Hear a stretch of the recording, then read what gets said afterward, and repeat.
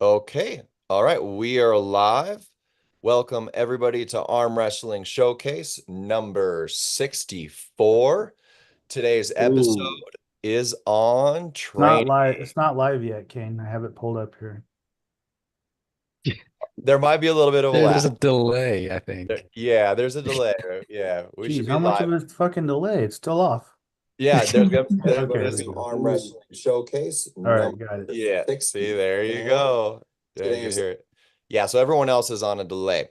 But anyways, yeah, welcome to Arm Wrestling Showcase. Today's topic is training, and we should have a full house tonight. We already have a full house. A few more might be popping in, but a lot of interesting topics that we want to cover tonight. And let me pull up the chat as well. Todd Colazzo is in the house saying hello. What's up, Todd? Got And that. anybody that does drop in on the chat, I will definitely try and follow along with the chat. But we're also going to be trying to stick to these topics, keep them moving, and hopefully this show will be running about 45 minutes to an hour tops. So anybody in the chat that does have anything to contribute to the topics, yeah, please do add your input, and we'll do our best to follow along with that. I'd like to introduce my guests so far. We have Santino Bravo with us, about to go to IFA Worlds in a couple weeks here. We've got Rob Ballesteros. Honored to have you here, Rob. Thank you. Yeah, we got Matt Silva in the house, making leaps and bounds in the sport up there in Northern California. We've all seen his training videos. Good stuff, man. We've got the cool, the pretty Ricky Ramos. What's happening, Ricky? How's it going? Good, good, good. And for the first time on the show, we have Mr. Alex Giotti. Definitely an honor to have you on. He's dropping in, it looks like from work. Yeah, Alex, we all know Alex in California. Right now, I believe he's number two on the left hand. It was really cool to get to see you over at our practice last Sunday and pull Yeah, it with was a lot of fun. pull with our special guest, which I think some stuff will be put out about that somewhat soon. But yeah, pleasure to have you all on. So, just as a brief intro, I'm mostly just going to be trying to push us through these topics so we can all talk about them. And in total, once we have everybody in here, we're going to have a whole different contrast of arm wrestlers. We've got some that are experienced, have been in the sport a while, have a lot of knowledge. We have some that are more relatively new that have been making leaps and bounds and getting onto the rankings, different weight classes, and yeah, and experience levels. So there can be a lot of conflicting opinions. We're going to have a lot of contrast in terms of your opinions on these things. And this is a table, okay? So you guys are welcome to debate these things. Don't worry about being polite if one of y'all disagrees with something. Why are you Yeah. looking at me, Kane? Hey man. Yeah, so let's just hear it, you know. Let's hear those differences of opinions. We are all built differently. We confront our training sometimes differently. And I think it's important for those watching, especially those that are new, to hear some of that contrast and also see some of those things, those similarities, some of those things that correlate between a lot of you successful arm wrestlers here in California. So that said, I'll go ahead and kick this off. The first item on our topic is stretching in arm wrestling. So go ahead, just show of hands. How many of you implement stretching into your arm wrestling training? Okay, I was gonna guess it was just gonna be you two. It So, depends. It depends, but I'll let Santino and Ricky go first. right, and I want to get input from both the guys that rose their hands and also some of you guys that did not, so I can hear why. So I'm gonna start with Ricky because Ricky, you're the first person who has actually talked to me about stretching. And you know has taught me some interesting things about stretching. Why do you stretch? What does stretching look like? When are you doing it? Give us the rundown.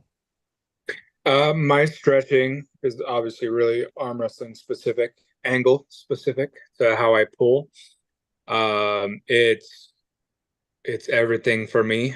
Just because I'm a real dedicated minimalist when it comes to arm wrestling. The less I can do and get away with, that's a route I'm going to take, right? So when it comes to healing, stretching is everything. When it comes to prepping for the table, stretching, stretching, stretching. Because you know me, I like to get into weird positions and do all kinds of gymnastics on the table. So in order to be able to do that, I got to be mobile in every direction, whether it comes to my core, my legs, my arms, my shoulder rotators, my neck. I have to be able to be the best that I can be in every position possible. And sometimes I can get a little funky. That's why I say stretching is number one. If you want to be mobile on the table and not just, like that flash pin kind of guy, that's definitely something you should consider heavy, heavy stretching at all times. Right, right, absolutely. Santino, tell us your take on stretching. Yeah, second what Ricky was saying. Also, just the flexibility to access your whole muscle system, sort of like in weightlifting or bodybuilders, they always go a full range of motion to get this stretch to access all that muscle group. Also, if you think when you're at the table, you've been pulling for a while, or you start to cramp up a little bit, or you get those positions where your arm just kind of locks up or something, then you stretch it a little too much and it just like pops a little bit. Not risking too big of injury, but it doesn't feel great. Versus having stretched out allows me more flexibility to get a full range of motion if needed, to where if I'm getting opened up, it's not going to be like painful or anything. It's just naturally. Also, especially before a tournament is when I really stretch up. And it's a full body stretch for me. One helps me relax a little bit, gets all my muscles relaxed so I'm not tense or fidgety. But like Ricky was saying, if you're very mobile at the table positioning, which people a lot don't pay attention to, is the lower body where your legs are, just making sure you're stretched. Because there's been times in a tournament, just how I contort my body, I've gotten little cramps, little kinks in here just because I'm at working at odd angles. So I think stretching is important. One, decrease of any risk of it, minor strains or anything, just because there's a lot of torque and a lot of tension we put on, because most of our motions are limited range of motions. So we think, well, I don't need to be out here, but being able to easily go in and out here without feeling any pulling or tugging is important. Very cool. Very interesting about the legs too. We don't really use them for strength, but we really do need them for mobility on the table. So really good points there. All right, so you other three who did not raise your hand about stretching, would any of you like to explain why that is not something that you involve in your training? Matt? I can go first. So the only time I stretch is if I have an injury. Certain injuries do well with stretching, tendonitis, things like that. Things of the tendon-based injuries, not tears or anything like that, but if people have tendonitis in the wrist, these stretches work so well for that. Or maybe you dumped your riser, you're pronating too much without your rise, you're going to get this pain right here, and you can really fix that by stretching this out as well. And I'll do that for months until it's gone. But if I'm not having any type of pain that benefits from a stretch, I'm not stretching at all. Okay. I'm not a stretched out puller. I'm an offensive puller, center table guy, really tight. I don't want to be here ever. If I'm here, break it. I already lost, like I'm not that type of a puller, so I don't stretch. I don't need to be loose or anything You like want to that. be tight is what you're kind of Real getting tight. at. Staying tight. Okay. Okay. All right. Rob or Alex, did you have anything you wanted to contribute to that in terms of why you don't involve stretching with your training? Well, I'm not for stretching and I'm not against it either.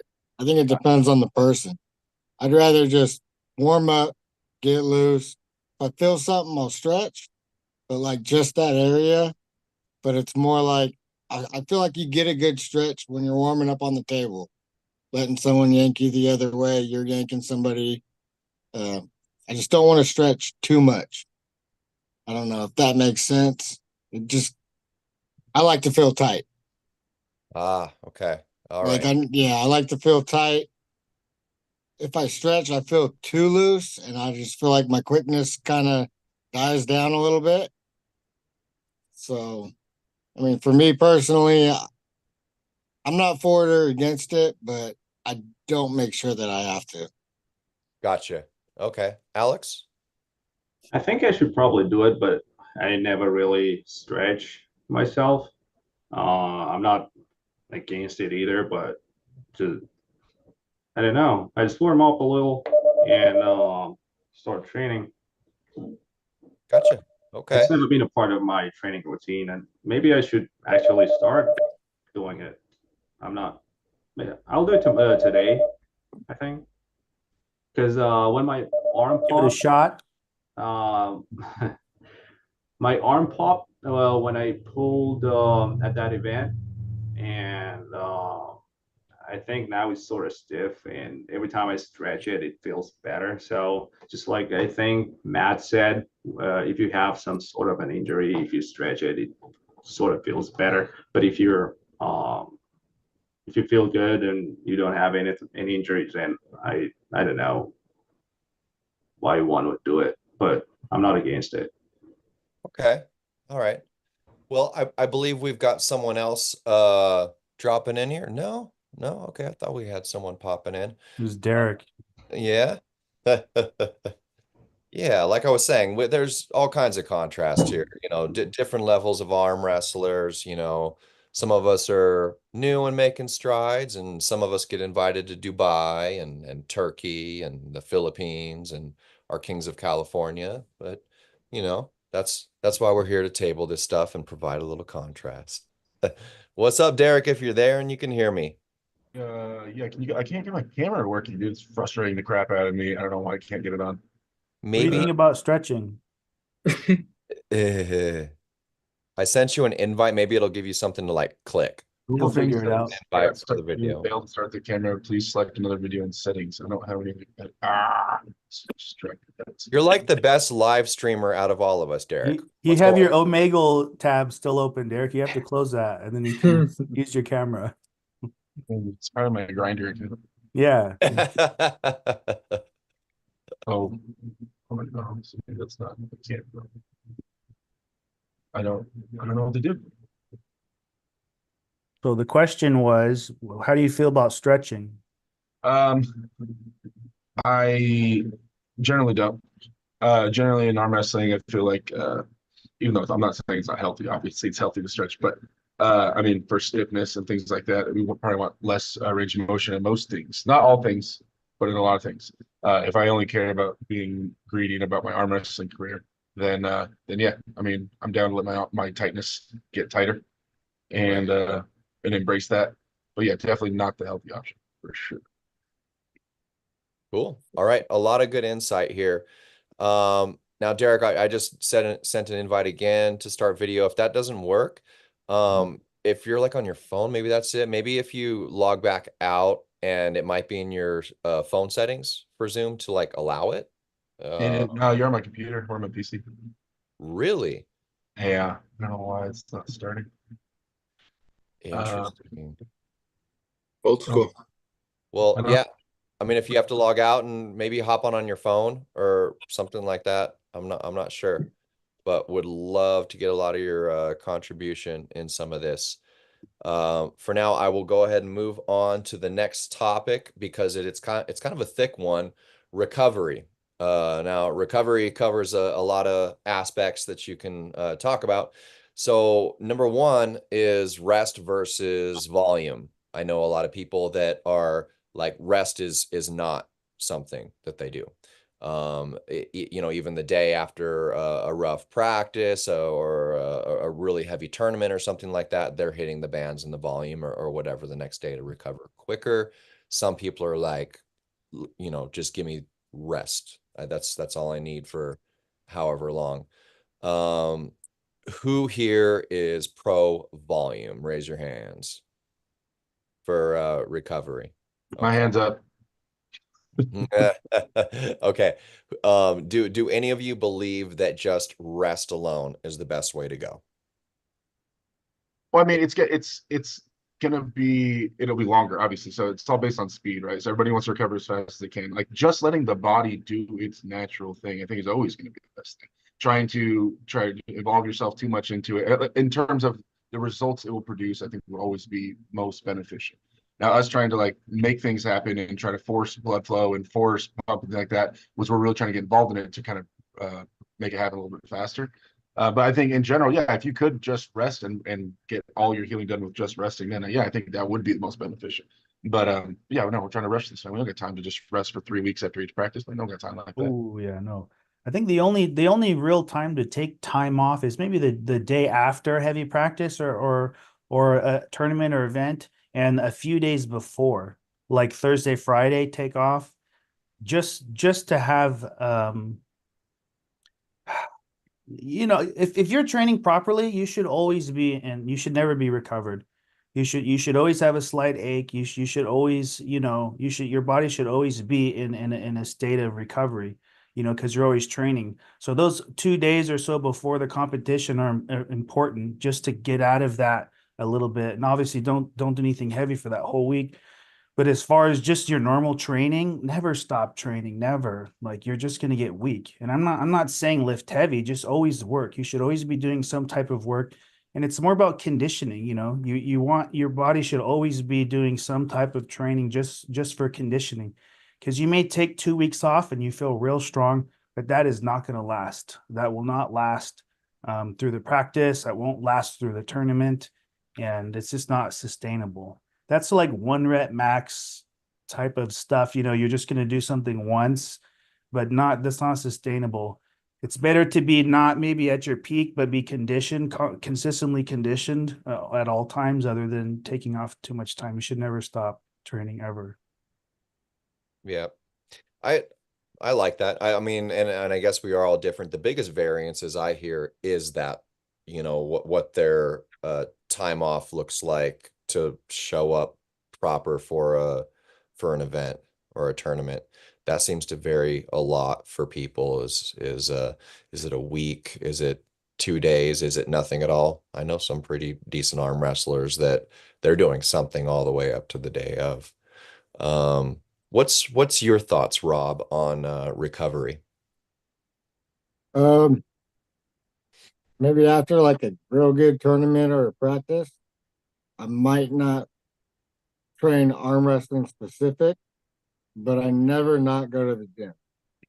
Right. I'm always in there lifting something, moving something. I don't know. That's just me. No matter how sore I am, I go in there and I work it out. It may not be arm wrestling specific, but I'm always lifting or doing something. I can't take a few days off, but it throws throws everything off for me. Yeah, It's mental. Definitely. It's like not brushing your teeth for a week. You get out of the routine. You get out of the routine. It's impossible to get back into it. Yeah, it's just not. Yeah, it all depends on how sore I am, whether I'll lift light or I'll go right back into heavy. But usually, like if I usually feel it in my pronator. That's where I get the most sore. So then, if it's that way, I won't. There's certain grips and curling that I won't do, or I won't work on my pronator. I'll let that rest, but I don't completely stop. Okay. You just adjust the intensity, basically. Okay. Yeah. Maintenance, the importance of maintenance. Now, Alex, I've got to ask you this question. Like, you're this phenom that has like the arms the size of a heavyweight or a super heavyweight, and you're like a 160 guy, I think. Let's see him. 156, yeah, almost. Yeah, right through his office shirt. Let's see him. I guarantee. Yeah. Oh, yeah, there they are. There they are. So what does recovery look like for you, Alex? I don't really take day offs, because I believe the more you train, the better you get. And I've been training over 15 years, and I've been training 3 times a week, 6 times a week, 7 times a week. and I always saw results when I train more. So they say that you need to recover, but when you go home and you sleep, that's already it. And the more I train, the better I get. And you don't really have to be on gear or anything. They say, oh, if you're on gear, then you recover faster. But even if you're natty, I believe the more you train, the better you get. And it's not, I don't always do arm wrestling. I usually do I go to the gym and do regular workouts. I do bench. So I'm just trying to, if I do bench on day one, then on the second day, I'll do either legs or some sort of a pull movement. And that's my rest. So if I bench on Monday and then do biceps on Tuesday, then I believe by Wednesday my chest and triceps is already recovered and I can hit them again. So I believe just train more.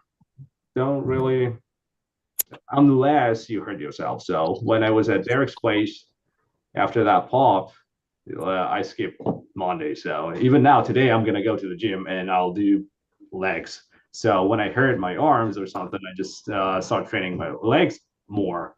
But I'll go do some squats, lunges. I swear by lunges, when I do those, I see results. Yeah, it's a little bit off topic. It's not related to arm wrestling.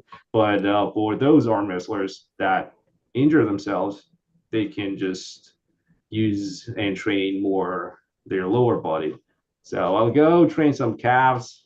I know they're not gonna grow no matter what I do. I have maybe arms. My arms grow pretty well, but I'll just when I hit my calves, they don't care. So at least I'll burn some calories.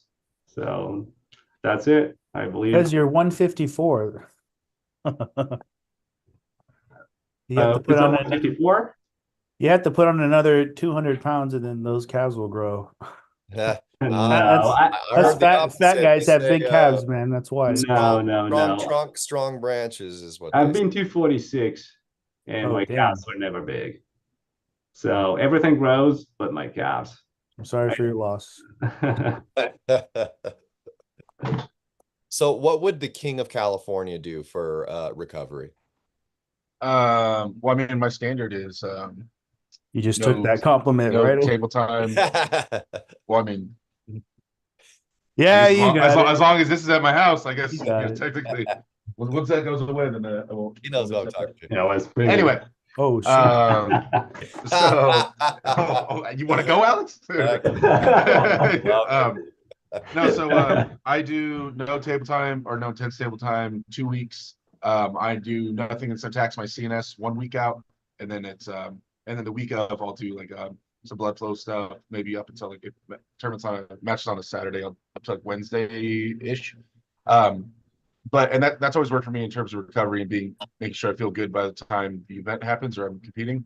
But I know like there's a lot of different approaches. Really, it's based on what your workload is like that you're used to training wise. Todd Hutchins, for instance, from what I hear, he'll train up until the day before. So he's used to, because he trains conjugate method, so he does like speed day, max effort day, and things like that. And so he makes sure that the competition day falls on his max effort day. But he'll train up into the days before because he's used to always on this day, on like the fourth day, he's strongest. And boom, so he makes sure he competes on those strong days. He'll train the days leading up to it a lot of the times, especially in like local stuff, which is interesting, right? Because his body's been conditioned to be able to handle max effort stuff on that day. That's so he doesn't want to stray from his schedule, which is interesting.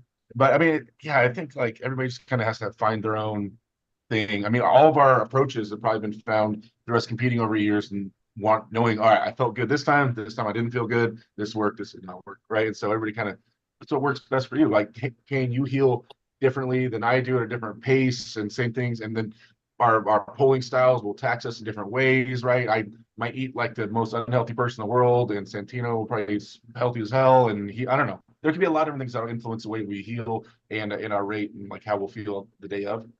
So I think you just kind of got dialed in on your own terms. Your recovery is like a whole separate show. Well, the thing that really just stood out to me about what you were saying there, Derek, is like your immediate perception of that is competition. You know, how that falls into place for competition. And that makes sense to me, being that you are definitely a high level competitor. And so a lot of your focus in terms of recovery and everything is going to be geared and programmed towards whatever event you are leading up to, which I Right. think is very interesting. And Santino, I feel like the times we've talked training, a lot of your perception does fall around the same thing: is how does this fit into my plans to compete? So for you, Santino, how would you articulate recovery in arm wrestling? It's very circumstantial. What are we recovering from? Are we recovering some major injury, chronic injury, a small strain, small tug? Is it just the stress from just having a hard workout, our body's adaptation to getting stronger? Like, key in on what is it we are actually recovering from? If we're doing volume, what's the purpose of it? To get blood flow? What's the blood flows? What are we trying to heal? Is it a major injury? Is it just something small? Like right now, I was before the show I was saying I just a light workout just yesterday strained the muscle along my neck, down my spine. So my recovery for that is complete rest. I'm doing like we just the prior topic, stretching that muscle, put a little tension on it like that. That's how that's injury is going to recover because it's a different thing.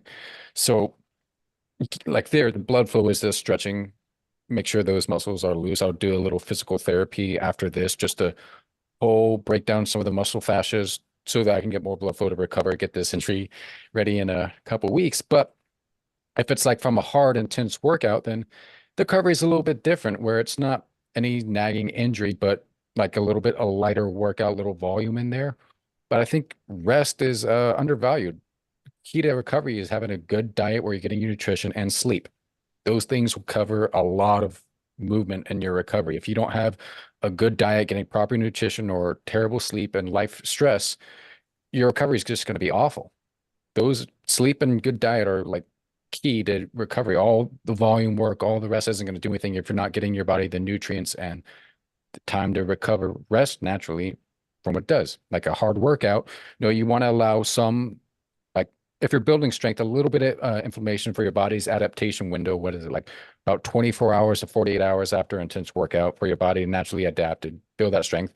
Then you can add in like to your recovery, like ice, things like that to slow those natural inflammations because you do need a little bit for your body, the adaptation window to grow and get stronger, but also recover, let your muscles like that. So I think for recovery, it's important to key on what is exactly the purpose of our recovery from injuries or just a hard workout.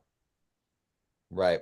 Yep. Yeah, definitely well said. They are a couple different things there. And one interesting thing for me, I've noticed before competition is the more often that I'm actually like at a lack of sleep and through being like too busy or stressed about other things, I usually do better. And the more I'm like overly like, oh, I need to like meditate all week and like not touch weights and like not lift this grocery bag and like hyper focused on that, things don't work out for me. But really good stuff there. I want to hear from you, Ricky and Mika. Welcome. We're talking recovery. We've got a few topics that we're going to push through here as well. Obviously, recovery is just huge in our Yeah, arm. I'm listening. Right. I've been listening to you guys. I'm Oh, actually been dealing with an injury, and I found out. So I had a UCL tear, a high grade partial tear, about 3.5 years ago when I started arm wrestling. It happened within the first year, and then I did the MRI, and then I did stem cells, like maybe like last year or something like that. And I was curious to see because I felt a lot better. And then, but it just kept coming back. So as soon as I touched the table, as soon as I touched tennis racket, it just kept coming back and back and back, and it's been aggravating me. So I just got an MRI done this Saturday, and I for sure thought it was still torn, but the MRI showed that actually it healed. So the UCL is no longer torn, which was shocking to me. And they said that I have a case of tendonitis. So essentially, I have a bad golfer's elbow at this point. And it feels crazy because it feels like a tear. I mean, it feels pretty bad when I do any kind of a finishing move or any kind of supinated side pressure move, it just activates pretty hard. But now I have the confidence to know exactly what the protocol that I need to do to fix it, because I actually know how to fix a golfer's elbow. It's just you have to be super, super tedious and like, I mean, not tedious, but like you have to be very, very on top of it. Otherwise, it will literally last forever. I mean, it's one of those things that will be chronic and it'll freaking murder you. So, and most of it is what you were saying, Santino, you were saying about the mesofascial release. Mhm. So that's probably the massive, major part of arm wrestling recovery, I think, because when I do that stuff, it helps me out of everything that I do. And I've tried everything from all the rehabs you can think of, like volume or isometric or, is it tension? How long? I've done it all in the last 3.5 years, and I've tried everything. And it's actually what I think works best for me is a combination of mesofascial release and then isometric, then stretching and all that stuff down the line. But mesofascial release, those trigger points for the golfer's elbow, like for like 4 to 6 weeks, that's kind of like the plan. So it's hard for me because I play tennis, obviously, and that's my job. So that's the tough part. So it's tough for me. It's tough for me to go off of that for 2 months or however long I need. And that's been the rough journey for me in the arm wrestling sport, and it's been pretty brutal, man. I'm not gonna lie, it sucks, bro. Like I just want to do side pressure and go tournaments. I've missed a lot of years of tournaments USA. Obviously I did arm wars, but I've been mostly doing left stuff, and but that's what it is. So it's actually good news, but it's also bad news because a golfer elbow can last for 6 to 12 months. Is healing wise. I mean, if it's a bad chronic one, you can go. It could be a long time. It's no joke. So I wonder how many freaking arm wrestlers have golfer's elbow, mild to severe, because everybody keeps complaining about their elbows and what they need to do to take care of it and get stronger. And I was talking to Derek, and Derek was telling me, when I came into the sport, I came in guns blazing. I wasn't ready for it. I wasn't ready for all the pressure that I was able to output, and I wasn't ready for the imbalances that I was doing because I was just pronating. It was all pronation, no supination, no balancing in your muscles, no conditioning, and I think that's a big mistake. So for all the beginners that are out there, you need to listen to people like, for example, like Derek, or people that are elder in the sport, your coaches, and do all the other work. Like you need to hook and practice too. You need to do slowly isometrics and your supinations. You got to work you're an athlete, and it's gonna weigh you down, dude. I don't care how invincible you think you are. I thought I was, and I'm not. And so now I'm like, dealing with this crap, and it's chronic, which is a lot harder to deal with. But anyways, I'll stop talking now. Very, very good stuff. What do you think about that, Ricky? So far everyone's made really good points. My thing for healing is as much water as possible, because we know water is everything, right? There's so many people that don't get enough, they just don't care, or they think they're getting enough and they're actually not. Like you should really be going to the restroom at least every half hour to every 45 minutes. I know it sounds crazy, but that's the most beneficial for your bodies, to constantly be flushing at all times. And that's what I try to do, right?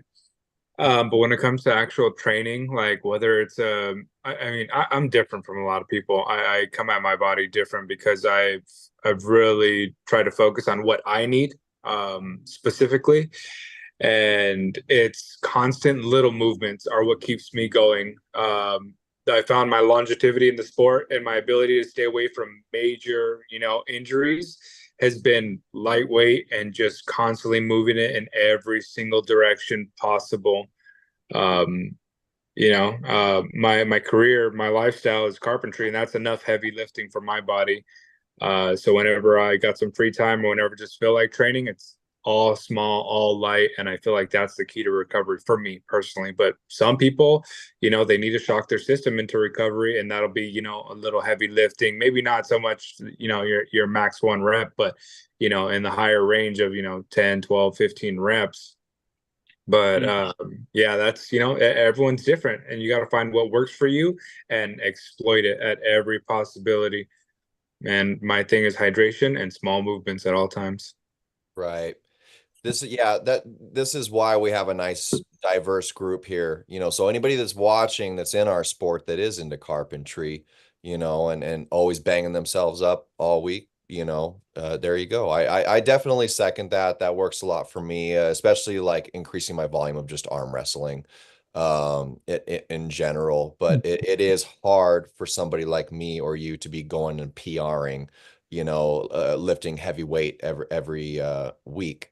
But it's going to be different for everybody. And I really like what you said, Mika, as well. You're also an interesting case because you're always putting impact on your inner elbow with what you do for a living. Yeah. And also what you said about being new. We get a lot of new people flow in and out of our practices, and a lot of times they come in just jacked, powerlifting background and stuff like that. And those are the ones that concern me the most. It's not the 145 guys or something coming in with less foundation.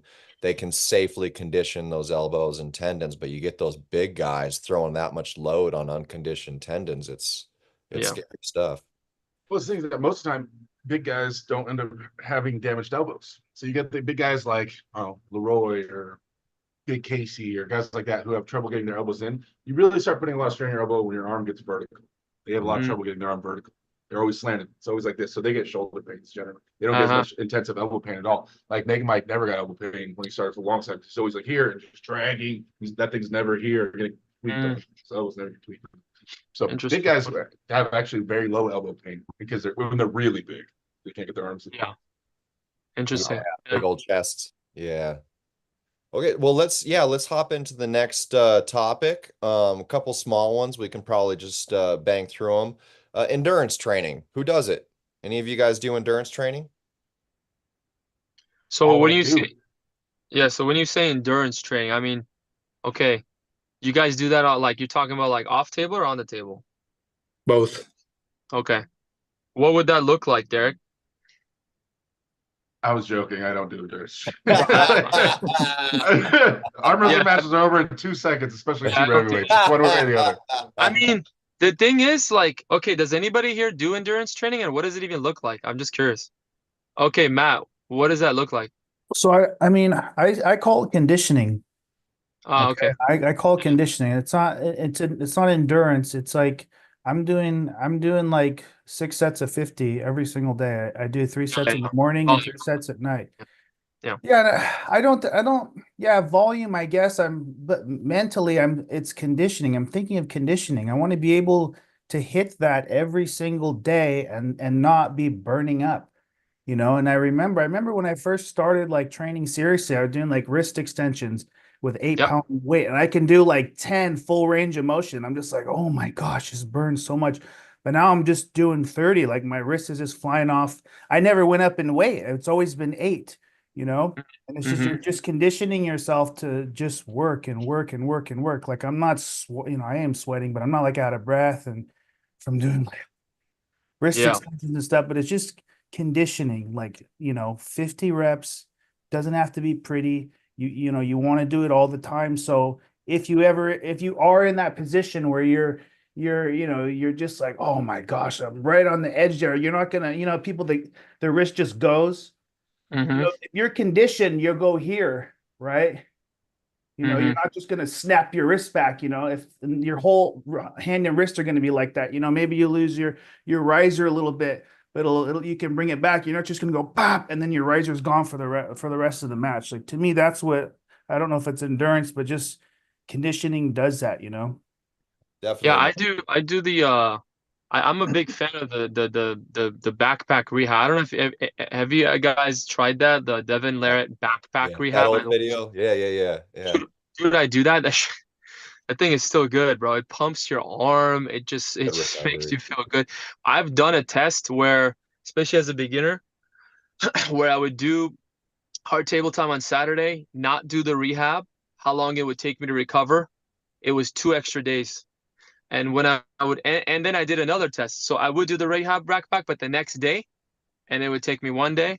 But if I did it the night of, I would recover much faster. So I don't know if that's everybody, and I don't know if that's anecdotal, but it is. But it helps me. So if I have a really hardcore session at the table, I'll come home and I'll knock out, a couple hundred reps or riser, whatever, pronation, and it helps me recover. So I don't know if that helps also in my endurance, but in general for me, I mean, when we say endurance, I think of like, okay, I'm gonna stay on the table for a very long time.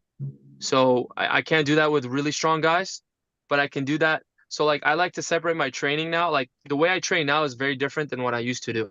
So what I used to do was have really, really crazy table session, and I would just do rehab.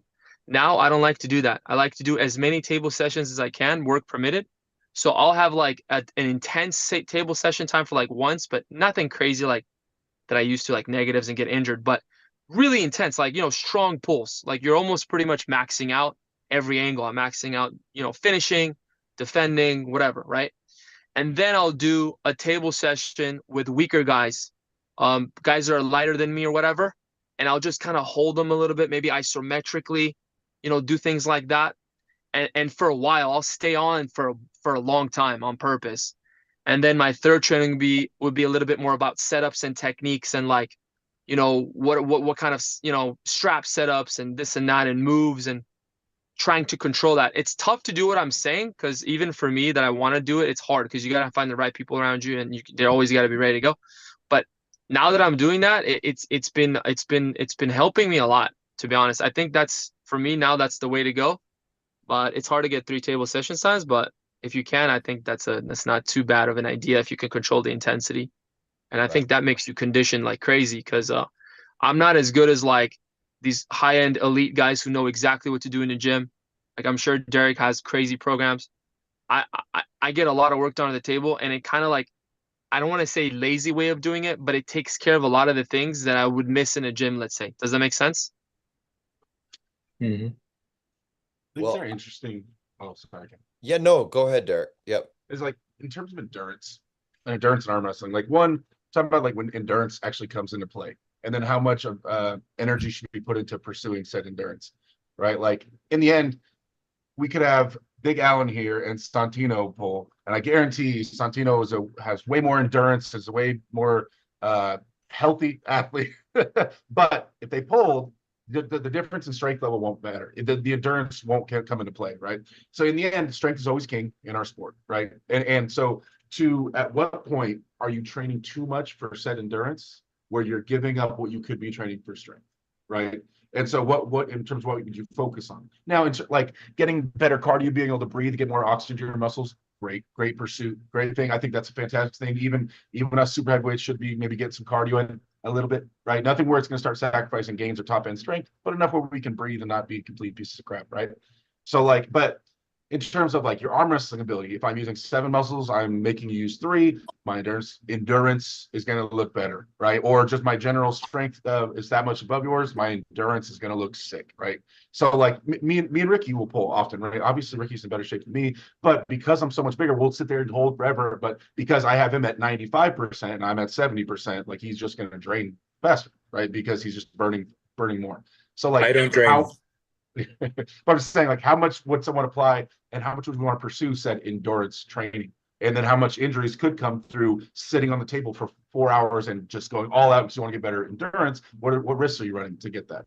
You know what I mean? What kind of injuries do you potentially have? So I don't know. It's kind of a weird thing to really focus on for me in my eyes, and it'll differentiate depending on your weight class too. As a super heavyweight arm wrestler, the strengths at the super heavyweight level are so vast. This guy can curl 800 pounds. This guy can supinate 800 pounds. And so all of a sudden, it's just you have to try to negate something. That's not really an endurance battle because someone's so strong in one direction or the other because it's just unlimited weight category. Now, if I was in a weight class where we were within 10 pounds, the odds of us having huge swings in strength way lower because our weight's going to be right here, right? So, and pretty much everyone's going to be the top of that weight class. We're all going to weigh the exact same. So then it's technique, potential breathing, better things like that would have a bigger play, and it would show as endurance. But really, it's who's being smarter, who's making you use few muscles. Why I'm using a lot of muscles. Like it still breaks down to that, I think. Yeah, technically. But when the strength gap is there, I mean, when the strength gap is closer, you're I don't know. It's like if I'm versing myself and I'm pulling.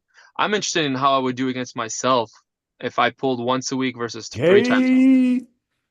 So like I feel like a guy who pulls 3 times a week and knows what to do versus a guy who pulls once a week, and given all factors the same, I'm gonna give the guy who pulls 3 times a week the edge in my case. I don't know if that's everybody, because like, look, Levon, when I talked to him years ago, when I asked him these questions, he's like, dude, I do table time like once every 2 weeks.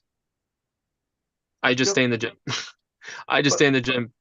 It's like, I don't know, Mika. I don't know, man. I would take the Mika who pulls once every week or 2 weeks, who has a healthy, non-inflared elbows and things like that. Because you're not going to forget arm wrestle, especially if you're still pulling once or twice a week, but it's healthy and the muscles are working and they're even stronger because you're able to rest and get all this heavy gym routine in. I think that Mika makes the same decisions on the table, but is healthier and stronger and able to execute better.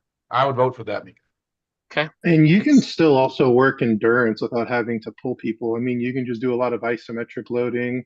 You can do unyielding isometrics. There's a lot of things you can do to where you can kind of, for lack of a better word, like simulate Right. the type of force that's necessary while you're on the table. Because in the end, it's like, load over time. If you can create a scenario where you take heavy bands or take a heavy thing and then you pull it and you hold it and you just kind of move your body around and you're just maintaining this heavy weight, that will build up your endurance just as much as like getting on the table and doing something with that. The only difference is on the table, you're now feeling somebody else's motions and you're now can apply like techniques and skills and whatever to fight that, which is obviously a totally different aspect of it. Like if we're just talking about endurance, there's a lot of like healthier ways to build that other than just table time. Yeah. And I think there's a huge difference between conditioning and endurance. Endurance, I think, is a very fundamental thing that has to do with breathing, the ability to breathe and sustain heavy loads for a long time. Applicably, I think we're really just talking about if you ended up in a hook with somebody that's close to you, and you've got to outlast them. You've got to be comfortable in that place. So like Static holds. in terms of like I always think of it like jogging or running. Like if you've ever gotten comfortable or proficient with running, the difference between somebody like that and somebody that is not, the person that's new to running is going to be taking a breath with every stride they take. They're going to be overexerting themselves, kind of like a new arm wrestler. They're going like 100% like every burst that they're doing, and then they're done. They have no more. But yeah, a good runner will be taking a long, slow breath per 3 strides, and it's learning to be able to breathe and sustain. So for me, like I love training endurance, and off the table, it typically looks like just band isometrics with a band while we're watching TV. I'll drive it into my elbow and into a hook and just sit here for 10 minutes, watching the TV. If it's on the table, yeah, it's just trying to stay between 10 and 2 for 5 minutes if someone will go there, with me and breathe and feel those different angles and everything like that. And if somebody's willing to do it with me, I like to drop. It depends on their strength, how much percentage they'll give. But at one time I had to start at like 40% effort to go a minute, and then over time, like being able to bring it up closer and closer to 100% to do that same minute or 5 minutes or whatever. But yeah, that's probably my favorite subject is endurance. Matt, did you want to say something about that? Yeah, I just wanted to add, if we're kind of talking muscle endurance, like Ricky was saying, hydration is extremely important for that. As you were saying, Kane, breathing is extremely important for that. And also having enough, glycogen and energy stored in your muscle, that's very important. Because all people message me like, hey, I'm really strong for like 10 minutes. And after that, I'm not strong anymore. Like in practice, like, what do I do? And I'm just like, well, what are you eating? Like 2 or 3, if you don't eat a lot of carbohydrates 2 or 3 days before practice, eat a lot of rice, make sure you're drinking enough water, and then they'll message me back like, oh my gosh, there's such a huge difference. So I think a lot of that is just poor diet, and you're not hydrated, and you're not eating enough calories to, sustain that muscle endurance. You mean dipping beer ain't enough? I don't know. Hey, there's beer, yeah, that can help. I love beer for arm wrestling. It's kind of a new thing because I don't drink like off the table, like socially, or like I don't come home from work and have a beer or something like that. I'm very nutritionally healthy. The only time I've like actually enjoyed drinking beer is having one or two before an event or at practice, and the energy source that it gives me is like a little strange. You should And switch to wine, well, red the only wine. that might be, the only thing that I can relate it to is I know that there's a lot of high level arm wrestlers that like to sugar binge before a big super match or an event or All something in, right? Wasn't he like that. one of those guys? Yeah, I think he is. But yeah, I mean, it's the same thing. Carbs, it all, Well, alcohol is it's a vasodilator and a vasoconstrictor, depending on how drunk you are.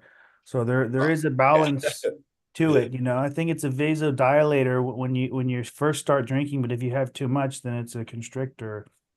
Right, right. But it's not a good idea for competition or anything. That's a big mistake. Yeah, yeah. Tell Tony Tomlinson that man loved being drunk when he was competing. No comment. Somebody like Todd Hutchings, who's an alcoholic, he will not drink on Just he will not shade drink thrown on all over. competition day. No shame. That's man. He's fucking king of Cali. Yeah, Come on. There's just so many things that can influence what would be seen as table endurance. Like Yeah. you watch two guys arm wrestling, one guy gasses, dude. Like, did he take a crazy pre-workout before? Is he breathing? Is he not using a lot of muscles while the other guy is using a lot of muscles? Is he like? There's so many things. How did the matches go before? If it's a tournament, there's so many things that can make one thing happen, one guy die out faster. I don't know. It's a complicated thing to discuss, I guess. Did you guys talk about what's the best way to gain strength? Did you guys address that? Not yet. Yeah. Gaining strength in arm wrestling. Let me see. Gym, table system, general lifts. Yeah, we'll cop that up to my number 7 in terms of gym. I have, table systems versus general lifts. Let's just call it general strength training. What are you guys' thoughts on that? How do you get strong at arm wrestling? Or pure table time. There's definitely guys that do pure table time too. Okay. Don't forget Right. that one. Big mistake. Only if you're weak does that work. Sorry, I love you, Santino. I know you train too, though. I know you work out too, though. You do Yeah, both. that's a good question. But pound for pound. I feel like, don't you guys World feel like champion. it's harder to, it's like you'd have to have more knowledge and more skill to be able to train strength off the table. I feel like you'd have to know what you're doing. Yeah. Yeah. I mean, I mean- definitely think it plays a big part for sure. Do you know what I mean? Yeah, because like if I put somebody on the table, they'll like arm wrestle. So it's like they'll get naturally in those angles. I mean, those crazy different, But if I tell them to go in the gym, I mean, they're gonna have to know exactly what Oh, I and see. how. So you mean with like developing strength alongside like the conditioning and the connection, like elbow connectivity. Yeah, and all like that if kind of somebody stuff. just does a pronated, like if somebody just does like pronated pulls, like that doesn't really do anything You for mean me. like a program, like how many reps and sets, or because Like it does. just in general, like how like all the different lifts that you're gonna hit in for arm wrestling off the table, like all the different lifts. You don't need a lot. There's only a handful of lifts that really translate to Okay, arm so you're gonna wrestling. do your riser, you're gonna do your pronation, you're gonna do No, your I don't do any of that. I do elbow flexion. Okay, I do wrist flexion, and then I do shoulder internal rotation. That's Yeah. it. It's I not- think what Mika's trying to say is there's not too many people that can really translate arm wrestling into the gym setting to really benefit with the strength training. I believe It depends what level you're at, though. right? If you're That's a what I'm saying. beginner, It's hard. if you're a beginner, then yeah, you're just a baby deer. I think even good. I don't even. Yeah, I know a lot of high-end guys here in California that don't know how to train properly. Yeah, I agree with and you. I They're see it. retarded. They look sloppy, but they're just it's either have no good idea how to genetics, work out. or something, or just a strong will to train hard. But you see their training in some of the I videos think- they post, and it's So many It's people not, don't train. When you see stuff I online, though, think that's different. People do not post everything that they're doing, and that's a I think fact. we need to create like a scenario on like what let's talk about what type of individual we're talking about, because you would say two totally separate things to somebody who's just starting arm wrestling versus somebody who's been in it for a year versus somebody who's been in it for like 3 years and 5 years, right? So I think the real question is like which type of person are we talking about? If we're talking about the new guy, then for the most part it's going to be like he's no matter how muscularly strong he is, he's going to be weak on the table. I mean, until he develops some of that, elbow conditioning, develops some, maybe ability to like pronate, because some people don't like naturally have that. There's like a lot of things like you'll see Totally like different. really strong guys, like even like if you look at Leroy, unbelievably strong, but he just doesn't have the elbow conditioning to be able to like go sideways yet. So it's like, what could you possibly tell Leroy about getting stronger? Like nothing, right? There's nothing you can tell that guy to Probably get him wouldn't tell him listen about to getting you. stronger. Yeah, or That right, but like, automatically disqualify anybody new from the idea of what you need to do to get like stronger at arm wrestling. yeah, Because the okay, entire focus I for think if you're somebody if new you're is new, conditioning is you don't need to right. lift heavy. Just get conditioned. You need to Just do all the condition. conditioning, three yeah. sets of 50. You're gonna get super strong just from doing that, especially if you're new. The heavy stuff is just to push stronger athletes beyond what they're at So already. then what are we talking about? Are we creating a scenario where it's like You have to somebody's been ask pulling Mika. for I like don't know.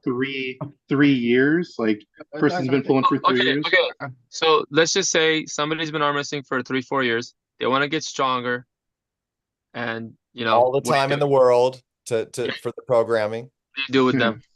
4 Yeah, years in, 3 years in, yeah. You could do whatever you want. And they don't know how to work out. and now what?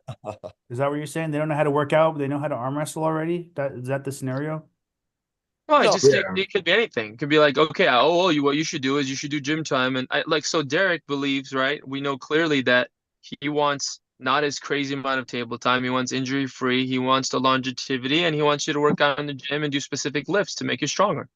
it depends. It does depend on exactly what you're saying. It depends on the person and depends on where they're in their career. And it might even depend on your weight class actually, and where your arm wrestling. Yeah, But if you have like, okay, John Brzezinski, proponent of heavy table time, always promoted right, it.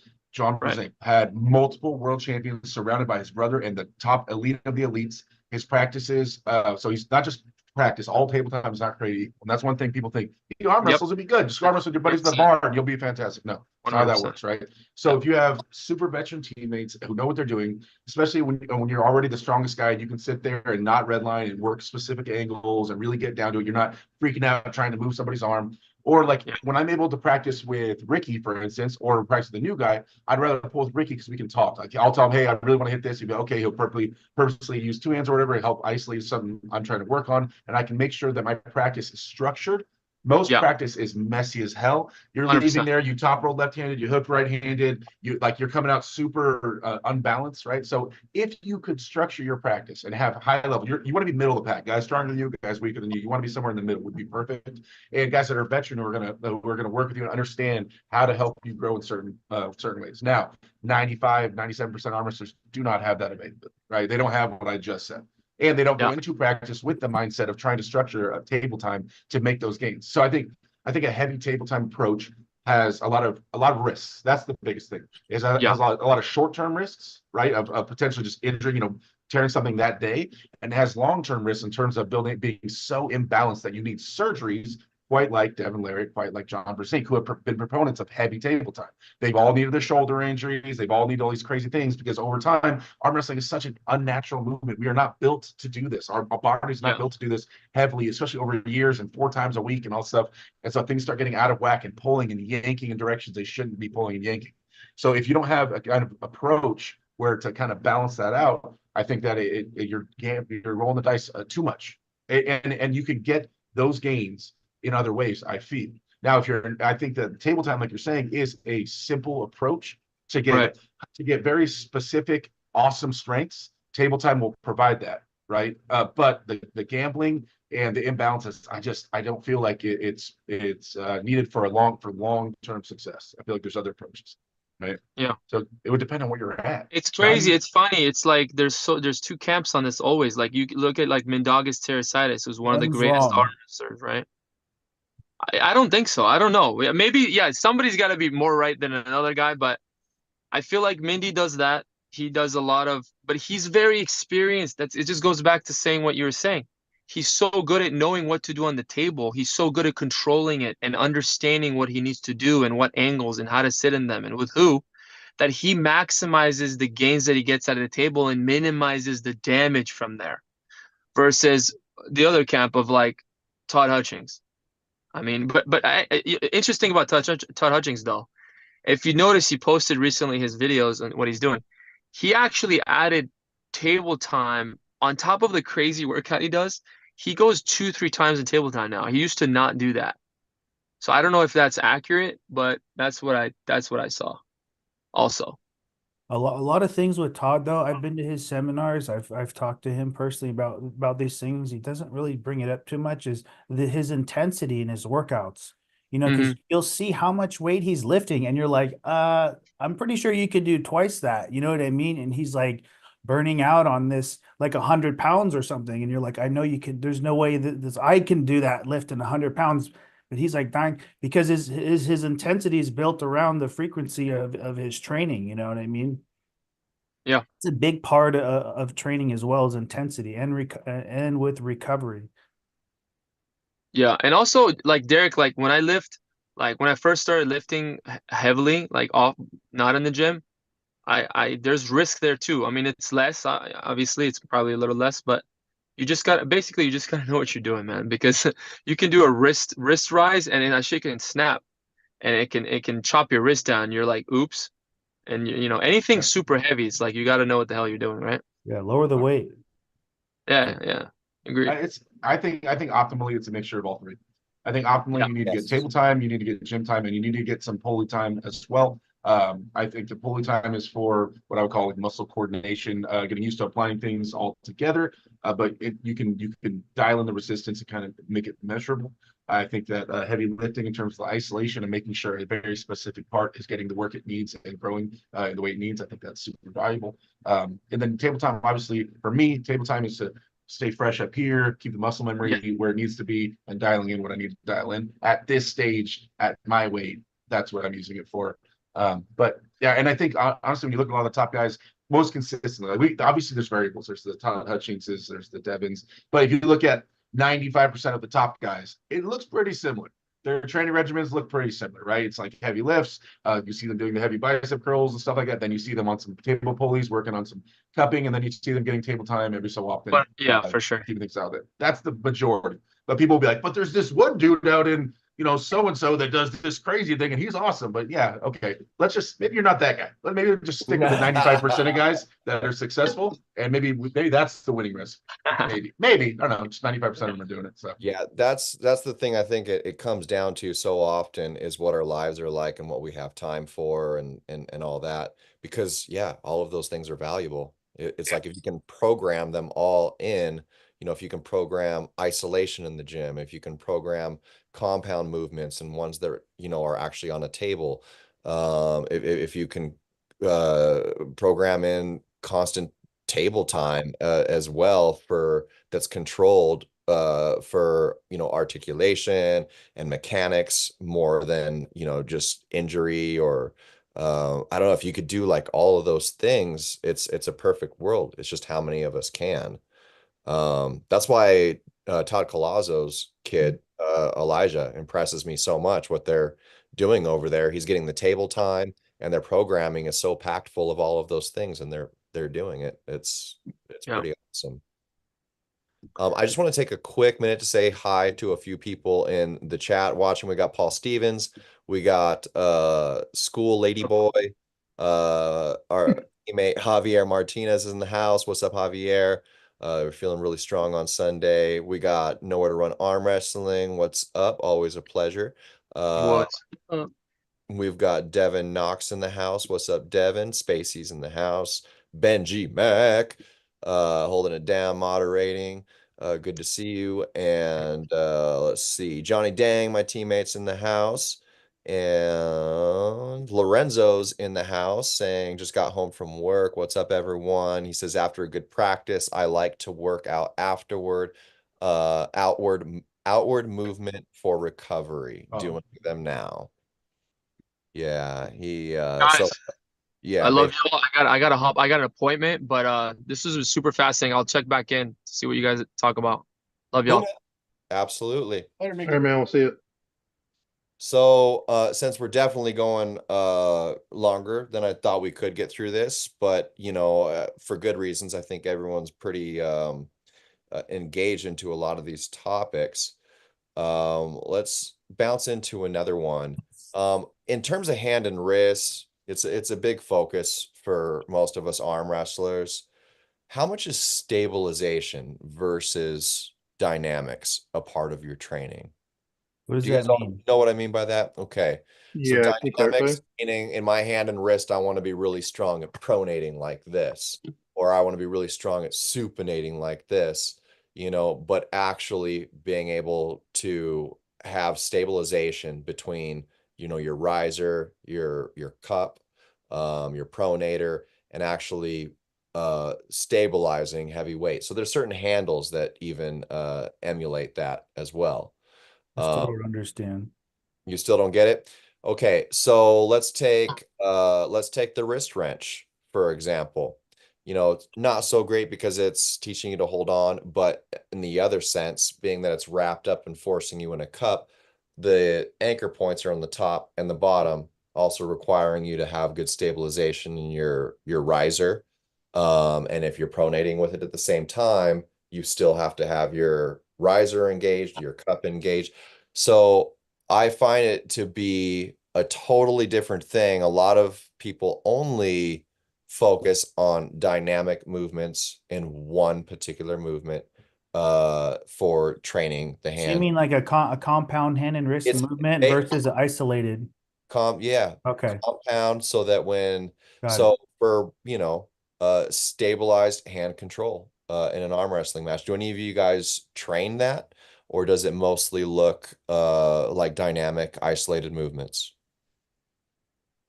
Is there a handle that works several things?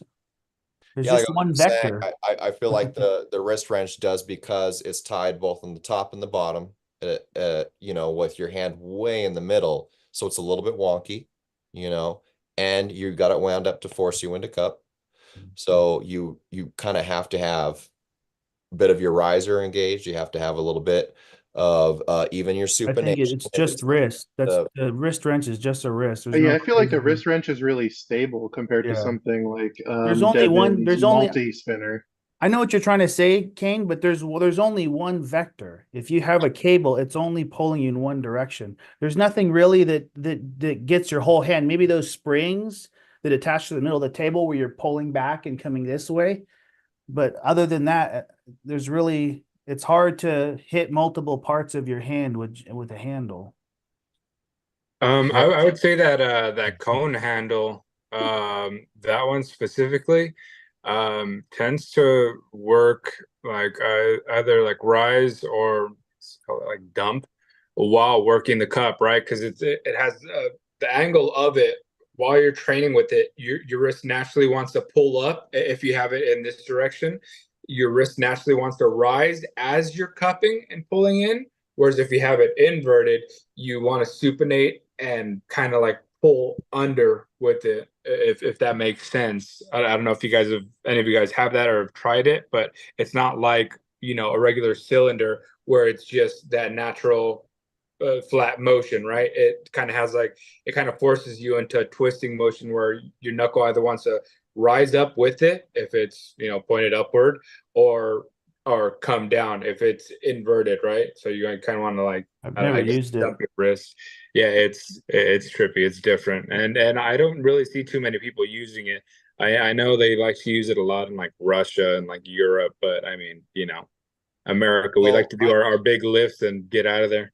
Yeah, I love it Tony. for supination, especially fat end down, with the cone handle. But in terms, I gotta completely disagree in terms of the wrist wrench in terms of, so yeah, if you extremely run it to a high angle and you're mostly focusing on pronation, you might be primarily using that. If you've got it low and you're trying to do it this way, it might, but if you are running just more of a straight angle where it might be about head height, if you throw enough weight on that cable system with a wrist wrench, because the anchor points are on the top and the bottom, and your hand is so centered between those two spaces, you're forced to stabilize down here. If you've got enough weight on there and it's more of just a general angle running like this, you're going to find out real quick what the weak part of your hand, fingers, or wrist is, because you'll see it fly out the bottom if you don't have enough stabilization here.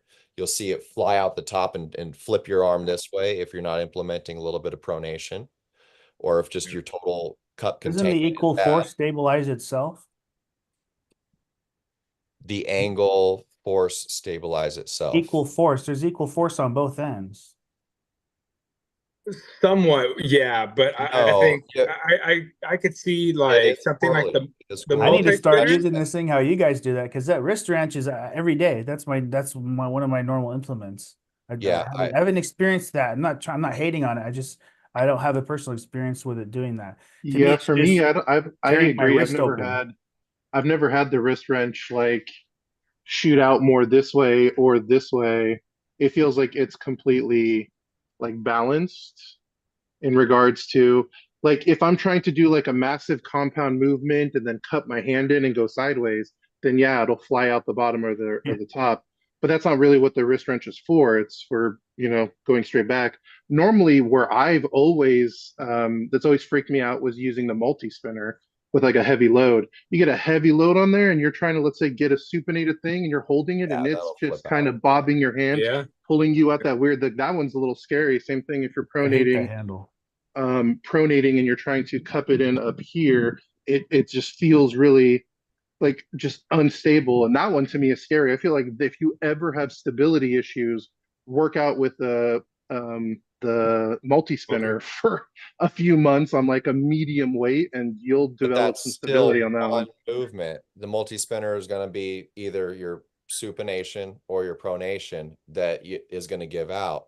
So you're telling me if you had your hands centered on a wrist wrench with heavy weight, that if you didn't have either a weak or totally neglect your bottom two fingers, that this isn't going, because it's tied off here too, that it's not going to run out this way. You do not think I've that you're honestly, I've never stabilizing felt with it. all four fingers and your pronation a little bit locked? This is what happens when it's too heavy.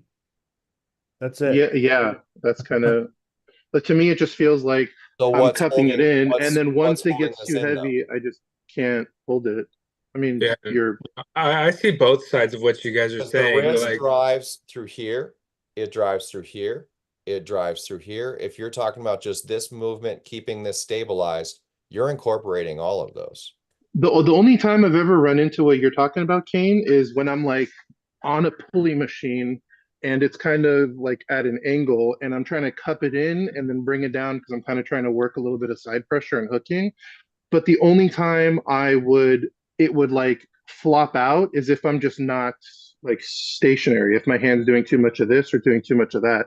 But if I'm just flat and I'm coming down and I'm keeping that like appropriate angle, I don't lose like Right, but I like relate to me it's weird because stationary it's not to like stability.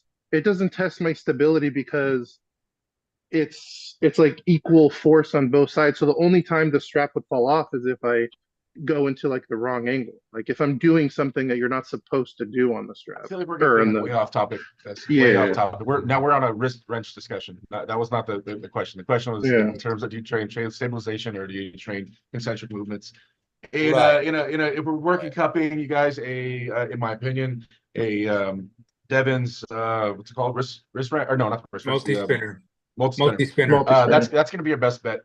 In terms of, it's going to be applying multiple pressures. It's the whole reason you wrap it high or you wrap it low.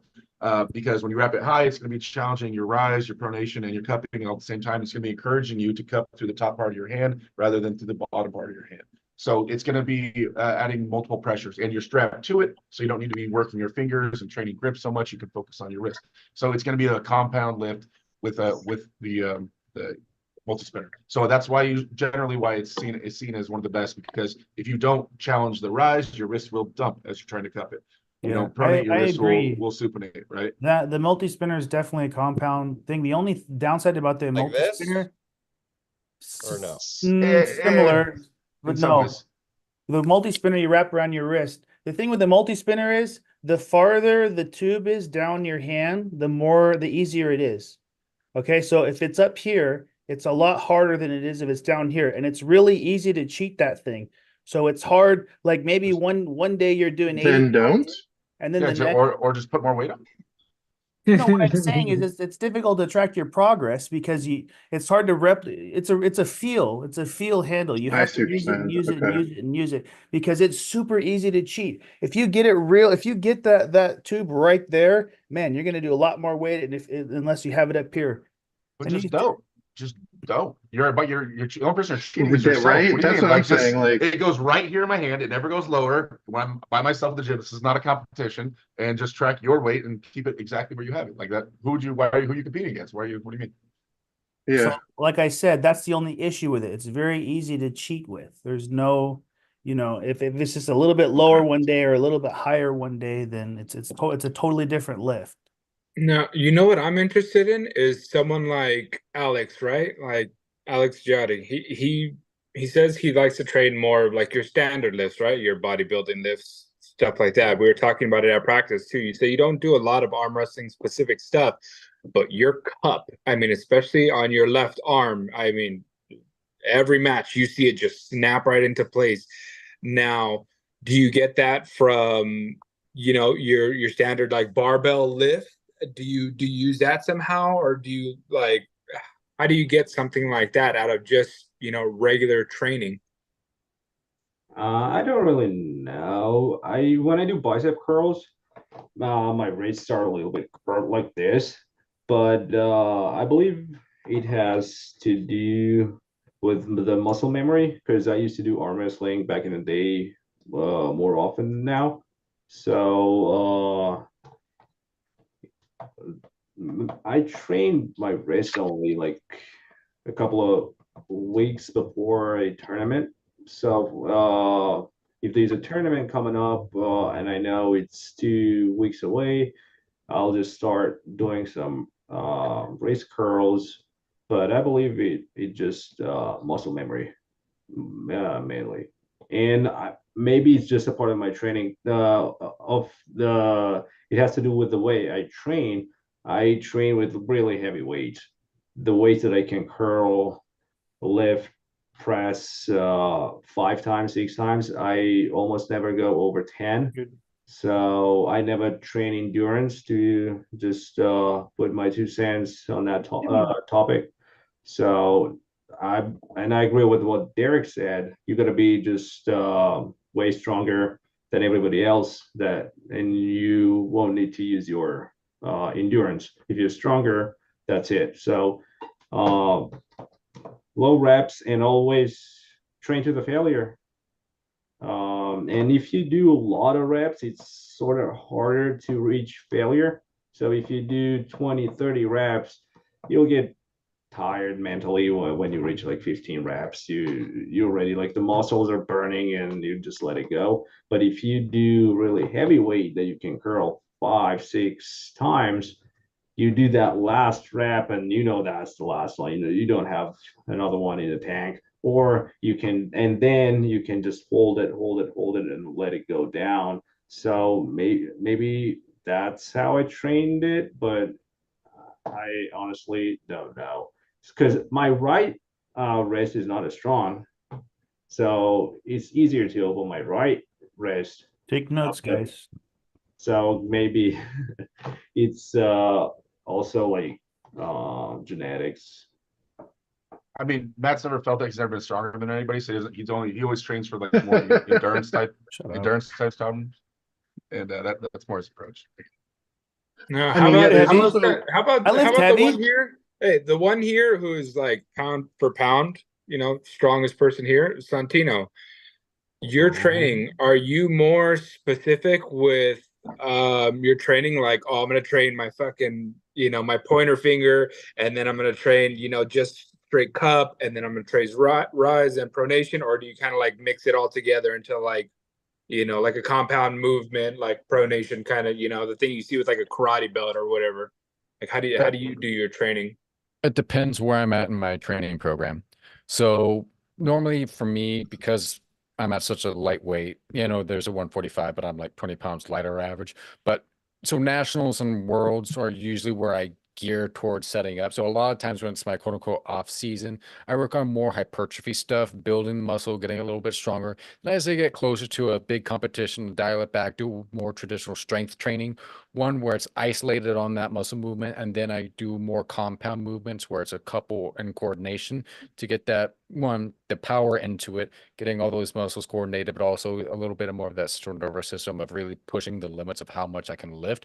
So it will vary. Sometimes when it's just hand and wrist, it'll be isolated, like heavy on those movements. And then, like Kane was saying, having a little incorporated and differently at a different angle or something to where it's like, okay, I'm getting hand and wrist also, but I'm getting a little tricep, little lat, little drag here. So it's heavier on all these things. So it's a combination of all of what everyone's been saying.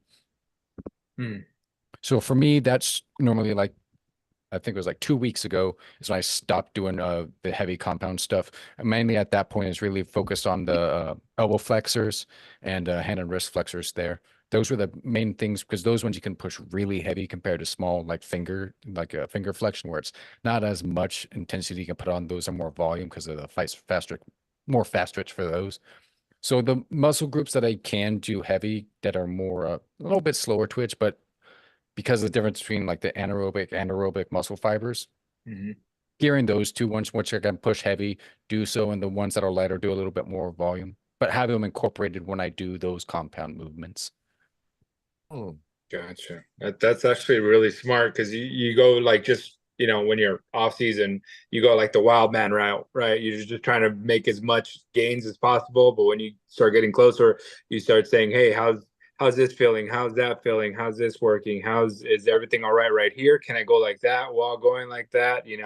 So on and so forth." And that's actually brilliant because a lot of us, I mean, even at times I forget to go over that, and then I'll come into a tournament and then, oh shit, like something right here, like, it doesn't feel right, and then it starts feeling freaky during the tournament or whatever, and it's like, and I really, I neglected that over the past couple of weeks, or I didn't stretch it enough, or so on and so forth. So that's actually really smart. Because to there's really go something to over be it. said because all arm wrestling lifts, us there, et cetera, are pretty similar, especially at the high level. Everyone knows the lifts, but what's lacking is a lot of variation in these lifts. We train these muscles to coordinate in these specific movements, and we get into this rut. But like Alex does a smart, and I do the same thing, is doing regular body workouts like bench press, all these things, because those are small gains you can make. You don't have to do super heavy, intensive focus, but those are small muscle gains you can gain throughout the body that when you put it all together and coordinate can make a big difference. So whenever I'm doing these lifts and things, I'm always trying to, depending on what part of the program it is, add some variation to it, work the muscle in a different movement. So if I'm like doing the wrist wrench like here, like this way, then at the next period, I'll rotate in here. And because of that rotation, still working the wrist flexors, but now there's a little bit of bicep. So when I switch to doing like a barbell and whatever, the wrist curls that way versus the wrist wrench here, laying down, I was like, okay, I'm still hitting the movements, but there's a different feel to it. Now I'm working a little bit more here on this backside right here, but still doing that wrist flexion. So finding ways to add variation to the arm wrestling lifts, change them up a little bit to get a different stimulus from the muscles, I think is important because we get into this same routine, the same rut, same lift all the time. And like we're saying, is getting everything coordinated. When I'm watching a tournament or super match or something, there's always a little keys that you can key on to which athletes are working more at the table and versus working more at a gym or at a pulley or a system. Because you do hundreds of thousands of reps, you get that second nature to your body to automatically move in that way without you thinking about it. So you think this is your movement, you do however many, your body's coordinated and move like that. And if you're not doing enough table or similar dynamic trainings at a gym or something, your body's just going to instinctively move that versus doing those compound dynamic movements, getting more incorporated like arm wrestling movements. Your body's going to naturally do that without you thinking about it. You're automatically having all these things coordinated together, which I think is important for a lot of arm wrestlers. Continue what they're doing, but also keep in mind The more you do this, the more your body's going to naturally do that in a split-second decision. Yeah, It's like I think learning how to ride a bike. That's where Rob shines, because man, if you watch Rob pull on the table, like, he'll get into a bad position, then immediately snap into something that works for him, right? And I think that's kind of the whole thing about, training. And, Rob, like you say, you love being in the gym, right? You can't stay away from the gym, right? That's yeah. it. He's constantly moving some sort of way, some way, somehow. So his body's like, okay, this ain't working. Let's get into this position, that position. He has availability just because he's always doing different things. And like your training, Rob, is it more like compound stuff, or is it more like specific, site specific stuff? To be completely honest with you guys, man, I'm enjoying hearing every single one of you guys talk about this stuff, because I don't know a whole lot about it. I'm more of a grip and rip, and I'll go any way in any lane that you give me. You know what I mean? So I do a lot of pronation. My side pressure is not too good, but I can hold. I do a lot of static holds too. So, like, I know I really need to work on my hand and wrist. So, I mean, basically, it's just how I feel that day. I don't really have a program. Uh, I got a pulley system in my garage, and I try to hit it when I can.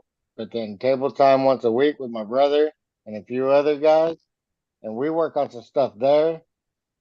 But yeah, I mean, I at the gym, if I'll do different types of curls, and I will actually twist my body a different way, like on the preacher curl, so that I do feel like I'm getting in that losing position and I gotta pull back. Or Yeah. I will hammer curl on a incline bench and go all the way down. And then I will lift real heavy, and I will hammer curl 85, 90 pounds, you know? So, I mean, it's just, even in the gym, I put my body in different positions, my arms in different positions. I mean, I really I don't have the experience that most of you guys have on the table. So, I mean, I'll tell you what, guys, I'm picking up a lot of things right here. Y'all better watch out now. Oh boy, everyone's in trouble now. Oh geez. Yeah, we got Mystery Man in the house asking, Alex, do you play any instruments? He says he plays guitar, and he notices that his left wrist is also naturally stronger than his right as well. So he wants to know if that's because you play the guitar and you're using your fret hand on the left. No, I played the guitar a long time ago and only for a year. So I think it's a natural thing. I'm righty, but I'm left hand dominant. And I noticed that when I started doing arm wrestling, I didn't really know about it before. So I arm wrestled. When I arm wrestled for the first time, I was like, what's happening? Why am I left so much better? Why am I beating everyone with the left? But then my right is sort of not as good. And then also, I think the gap got bigger because I hurt my right shoulder. And now I never really practice with my right, because if I do, then it affects my training at the gym, and I cannot press, I cannot bench, and then I regret. And I believe it's just genetics, and even my wrist, the bone on my left hand is thicker. So not a lot, but it's weird, because if you're a righty, you mostly use your right hand, and you think that it would be stronger because it moves more. But then I actually read about it, and they said that you being left hand dominant and righty, if you're righty, that doesn't mean that you are right hand dominant. These are two completely different things. And in arm wrestling, as you notice, there are a lot of guys who are lefties with stronger right hands. And before arm wrestling, I didn't even know, but now I guess many of us can relate to it. Yeah, I Yeah. think some of the theories with that is if you're right-handed, your right hand is used for dexterity, and then your opposite hand is used to support whatever you're working with. Likewise. So sometimes you have more of a static kind of a brute strength with your opposite hand, and then the hand you right with is more, has more dexterity, more dexterity focus. So Yes, that's how I feel. My right is more dexterous, and I can do more things with it. My left is just I I can't really throw a stone or anything with it, but when I grab you can something, I break the feel stone. really confident. I'm like, I'm gonna. But when I grab something with my right, it's like, holy, it's wobbly. I cannot really connect in there. So, Yeah, no, I feel that. but when I left, they're pretty. No, my left's still stronger when I curl, but I think there's a lot with some sort of genetics. If I think Alan was there at the practice in Anaheim, I brought a guy, Ruslan, who does not uh, train. He doesn't arm wrestle. Oh, the He strong doesn't guy. even train. He trains once in a while. But he was really strong. His side pressure was phenomenal. Even when I pulled him, like he told me before that he was pretty strong. Yeah, arm wrestling. I'm like, yeah, let's see. So when we went, I'm like, holy, that's damn great. And if he trained, so I believe you you get pretty Always strong. the hand that takes a long time. This wrist flexion, this takes the longest, I feel, when you're starting out. This is Depends like on who. this is the last thing to get strong. Yeah. When you Not for me. That was my bread and butter Yeah. coming right into the sport. But I think I got mine just from rock climbing. Yeah, there's always outliers, but generally it's this. And yeah, I will have a guy that comes in with a real strong wrist, and he's coming from a sport like that. But most people, yeah, it's wrist flexion. They may have a super strong arm, but you can just easily, totally take their entire hand. Yeah. It takes a long time to develop.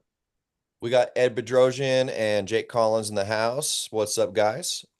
Jake Collins is training while watching right now. So is Lorenzo Munoz. So there's a few topics I feel like we've kind of covered going over things like hand and wrist and strength training. The only other there's really just two that we haven't really covered. So body types, your particular anatomy. Do you guys believe that there's a particular type of training? Well, let's say a particular technique in arm wrestling that might suit certain body types better, thus something to train more. What do you guys think? I think it's Derek. What? Derek, we go Wake over up, this. Derek. No, me and Derek go over this often about limb length and size and stuff because like my ultimate training partner is Derek because he knows exactly what I need and exactly like we do all our small little micro movements with each other because like he'll feel where I'm trying to pull on his pinky or trying to push through his ring finger or any The hell are you guys doing, man? small little tiny little movements, right? Because we'll get into a lock where he knows I'm almost maxing out, but just enough to still maneuver some small stuff.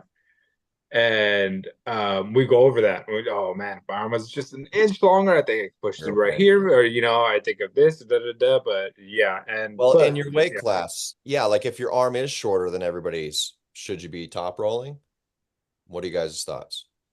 There's things there's ways to optimize. Like to tell Vitaly not to use his height or his length would be kind of ridiculous, right? And to not try to utilize the fact that he can go higher than anybody else on the table with him, and he can go to a spot that they cannot go. So you can utilize your natural advantages 100%, but it doesn't mean he can't hook or someone with that build can't hook. But in terms of if you want to really get to the tippy top of what you can reach, then there's going to be a certain spot that you genetically would be a little bit better at. If you want to go to the very, very lengths of it in the very extremes, 100%. But everybody can do everything at some level. I have a question for you, Derek. Huh. If someone has a short arm, do you think that and they're going against someone with a longer arm, do you think a post is a good option for the shorter arm person? It's not bad. If done correctly, it's not bad at all. You got to think if you have a short arm and you're arm wrestling against me, you can get your forearm vertical while I'm gonna have to slant down a good amount and come down to you. So if you play the tuck the thumb game and you can really get knuckles up against me and you in a high post and you drive straight back, yeah. There's a guy named Noel Nunez from Florida, I believe, and but he's like smaller guy, but insanely strong in the hook. But would have trouble getting people on the hook, right? It's hard to reel in everybody. Yeah, So yeah. then he started top rolling and posting, so that way people would have to get a hold of him, and then once they get a hold of him, be like, "Thank you." That's what I wanted in the first place, right? Yeah, So because everything started with top roll. you always think shorter arm, you have to hook. But Mm-hmm. yeah, I think maybe post would be maybe a lane as well. Morrison wasn't really tall, but he was pretty good at top rolling. Yeah. Do you have long Yeah. arms? Arsene Luliev, yeah, he had a tiny hand too, or tiny hands, exactly. like Yeah. really small. It'd be straps, and he was super explosive and offensive with his top roll too. It wasn't really defensive or posting, definitely side and not holding on at all, and straps and stuff like that. Just so explosive, so much to hold on to. Right. And doesn't Tom Holland have like a really long arm and he's primarily a hooker, right? Yeah. Yeah. But that makes you wonder, what if Tom Holland embraced top rolling from the beginning? I know, right? Would he be even further along? I don't know, right? Yeah. Or you got like Kevin Bongard, was a tall, lanky guy who's known for hooking. But Oh those- yeah, yeah, but you gotta right. think the reason they stand out to us so much is because their build is so anti the way they arm us, right? But Will Klingman, he's Will pretty kinda good. does that. Yeah, he kind On of the does a little bit. Yeah, he's right. Mm. Pretty good in the Yeah. hook. We get a They stand question out in more. the chat, Kane. The legendary Balkan question is, how do you force the taller arm to dump their hand? Do you just hide your thumb? I You mean, talking that's the about most to lose the common. riser? Yeah, that's the most common way. Depends on like the experience level. Honestly, you can get away with a lot more in an amateur match against a long arm guy than you will against a guy that knows what he's doing. Like I learned a while ago with my long arm, I'm never going to be front middle of the pad. And so all new guys, long arms who can't go front middle of the pad, go, oh, they slide it back to accommodate for the opponent. Okay, well, I started going to the right instead of, so I just go front right, which is the way Devin does and everything. So that way it just slants down to the center. So I'm still at the front of the pad, but now I'm slanted over here, which protects from a lot of side pressure type attacks and things like that. But then I can still have my knuckles relatively up. And be at the front. You can't always start there, depending on how the strict the ref is or how much the other guy's arguing, to get your elbow in the middle. But yeah, that's definitely smarter. Yeah, so it depends. It depends on what you're aiming for. But yeah, tucking the thumb is the most common one. Is just hide that little thing and say you want to see your thumb knuckle, and that's the way that'll make a big guy drop down for sure. I'll have to. Yeah. Paul, It also depends on what the big guy's trying to do. Is he trying to hook you? Is he trying to top roll you? We're just all assuming he's trying to top roll you and you want to lower his ankle. Right. Yeah, so Paul Stevens says my dad has a short arm and position and top roll was his move. He wasn't good in the hook. Interesting. I So kind cool of that your feel dad- that same way. I Yeah, kind of feel like my top roll is way better than my hook, and I have short arms. yeah.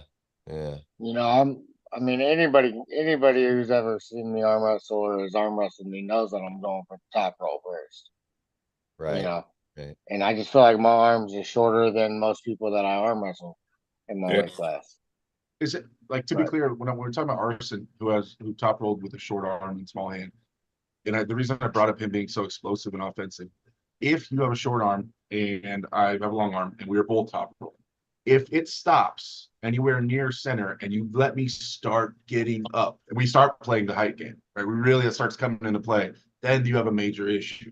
If you are explosive and way faster and we don't play the slow height game, then you can top roll really effectively.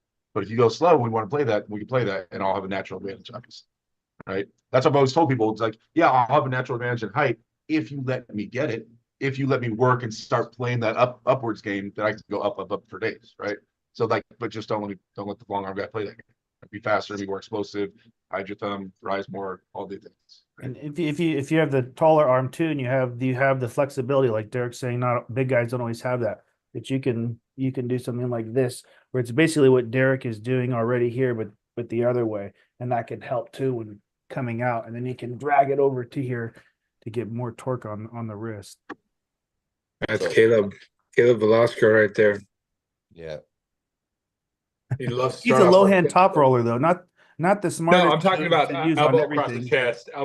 chest, to maintain the height, because Yeah, then he pivots off of that to regain the height, because he's Yeah. pulling in a small class of smaller guys. 165ers that tend to be my height around. yeah, and he's the- like 6'1" or yeah. I mean, Yeah, it his seems like arm he's gotten is taller, but I monumentally mean, longer. yeah, he's a growing boy. I think he's only 23, 24. He's still growing probably. yeah. But see, that's someone who's good at hiding the height, because you put his arm down and it's probably almost as long as Derek's, right? But he knows how to hide that well. by It might having be it longer crossed. than mine. I think he's like a little bit longer than my arm too. Yeah, At least his yeah. fingers are for sure. Yeah.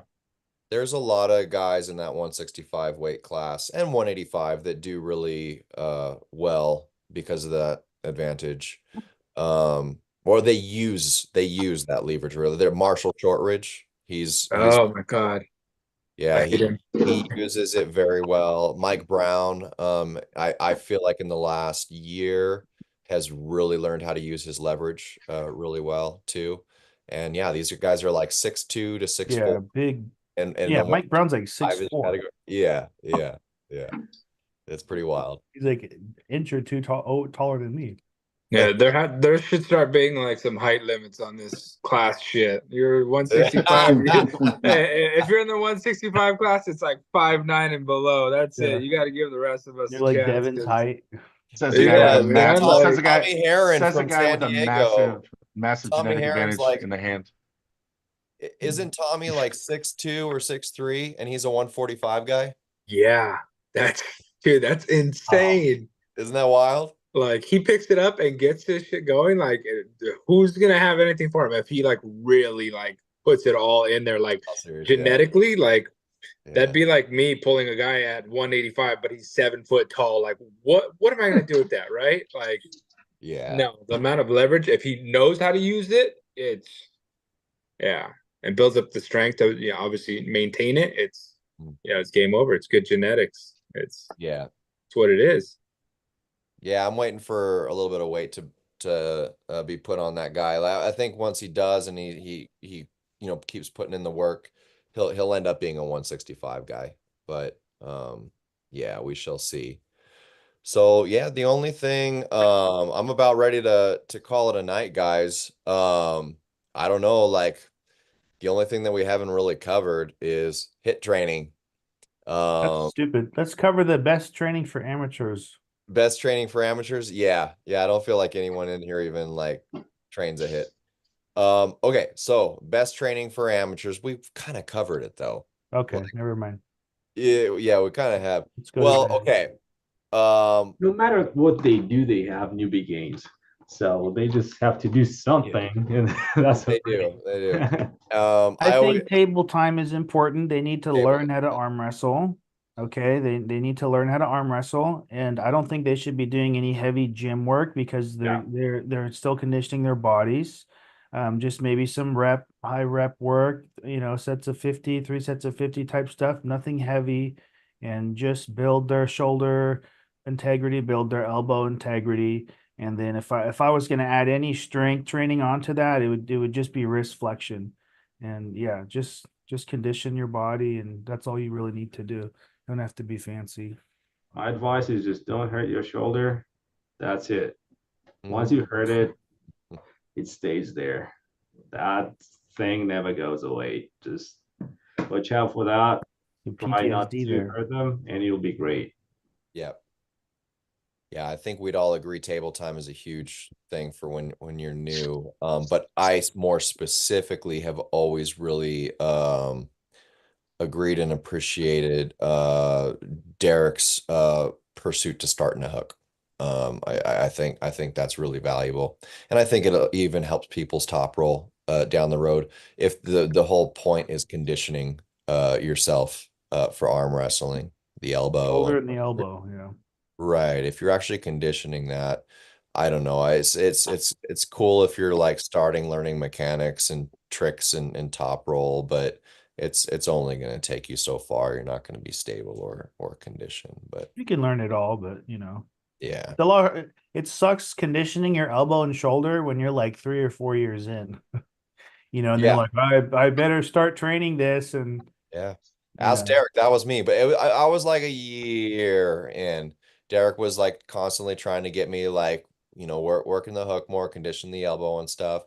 But I wanted to compete right away, and I liked to top roll, and I could like beat people in amateurs and stuff like that. So that's like what I did.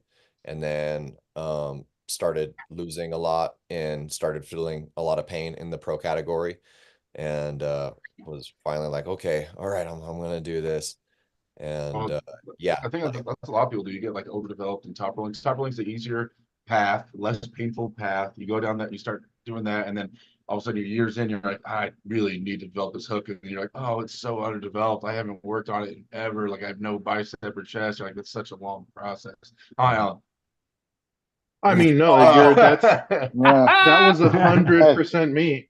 Dude, I didn't even start working my hook until easily a year afterwards, and I got so annoyed by how bad my hook was that I just lived in bands like 2, 3 times a day whenever I could. I just get into bands and just get into it sideways, and after about 6 months, I remember it was the first time I really started like hooking people and it feeling like having some confidence in it. And I remember it was at the 9 month mark when I had a few more months past it, just really hooking people, getting on the table with guys that are good hookers like Ricky, that that I was technically like stronger than, but just didn't have that conditioning to like hold against his conditioning. And then finally at that 9 month mark, I remember it clear as day because I got on the table and I'm in the table with Tony and just stopped him finally. He went, and I was just able to stop him in a hook. And such it a took, good feeling. and even after not a year of arm wrestling, it still took me 9 months to get a not terrible hook. No, we're not talking about a good hook here. Just a not shitty hook.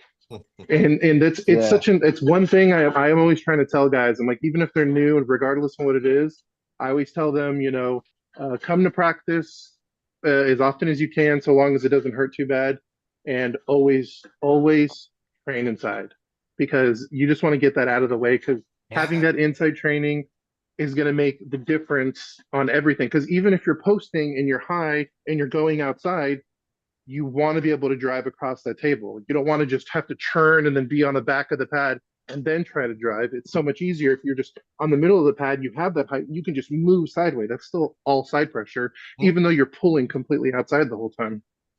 right. And I completely agree with you guys, man. Getting in that hook, I wish I would have started training my hook in the beginning, training them both. Yeah. I really do. Yeah, Like I guess I'm that's the any opposite. I'm the outlier here because that's where I started. Because originally, and Derek knows this too, but I always had this thing where everyone starts off with the same thing, right? You hear about John Brzenk and you want to know every single thing about him. My whole thing was my fascination was that he had broke his arm when he was young. So my first reaction was, okay, I need to break my arm and then I'm gonna be like, just like him. So it was immediately everything was inside, and I would tell Derek, time, just go, pull, and like I would try to break it as much as possible. And my elbows were sore for 2 years. 2 years, every single practice, I was just completely sideways, trying to twist my body as much as possible, say like, just try, push, break it. To the point where my elbow is so conditioned, my core would give out before my side pressure would. And yeah, nothing ever happened. But I guess that's why I got the elbow I got now. can we The delete biceps, this part? the biceps can't do too much, but the Don't sideways do stuff, this. yeah, don't do what I do because I mean I was also already doing construction for Your bones like are already 15 years. steel. So yeah, my body was already adapted to weird positions and pushing stuff. But yeah, that definitely Yeah, do that that Yeah, that I made remember something when out of my Hurt elbow. the elbow, but do it safely. Yeah, I, yeah. I Don't be remember like, when I do as I arm say, don't wrestled do as I Ricky do. in Anaheim. I was soft rolling, and then I was like, "Let's see what he's got inside." I'm like, "Oh shit, I don't want to be here." Yeah, yeah. Well, to And add that on to honestly, that was a Alex, How shock do I for get me out when of I was here able when I now? was able to hold you like that. I was like, oh, this is pretty all right. And that's where my elbow came in. It wasn't bicep, it was just complete elbow and shoulder Yeah. to conditioning, going add inside and just locking it. to And I add know a on to lot of what people think Alex I'm was super saying. strong because of it, but it's actually not a bunch of strength. It's just knowing the right position to be in, being comfortable, and saying, okay, I know my arm's not going to snap because I've trained this over and over and over and over and over. Yeah. And just holding on to it right there. But any of that, positive motion, yeah, no, that's a different story for me. But the Yeah, and elbow, that's the I know the hard. elbow ain't going nowhere. That's the hard thing when you have strong bones. To add on to what Alex was saying about take care of your shoulder. I was the same way. I pinned like this. I lost like this. Everything was like this because my frame was strong. And people would always say, Matt, like you're gonna break your fucking arm. But like, yeah, but you can't pin me when I'm doing this, And I would pin like this and everything. There's matches of me doing that same thing like this. And yeah, it tore up my shoulder. It came back, Actually, it's hurt still, but I've been rubbing it all night. But yeah, it's that's something when you're new, like stay here. You know what I mean? Don't use your frame too soon. Okay, because yeah, Absolutely. maybe your bone is tough, but your ligaments and whatnot aren't. And you're not getting stronger here. You're not getting stronger when you're using your frame.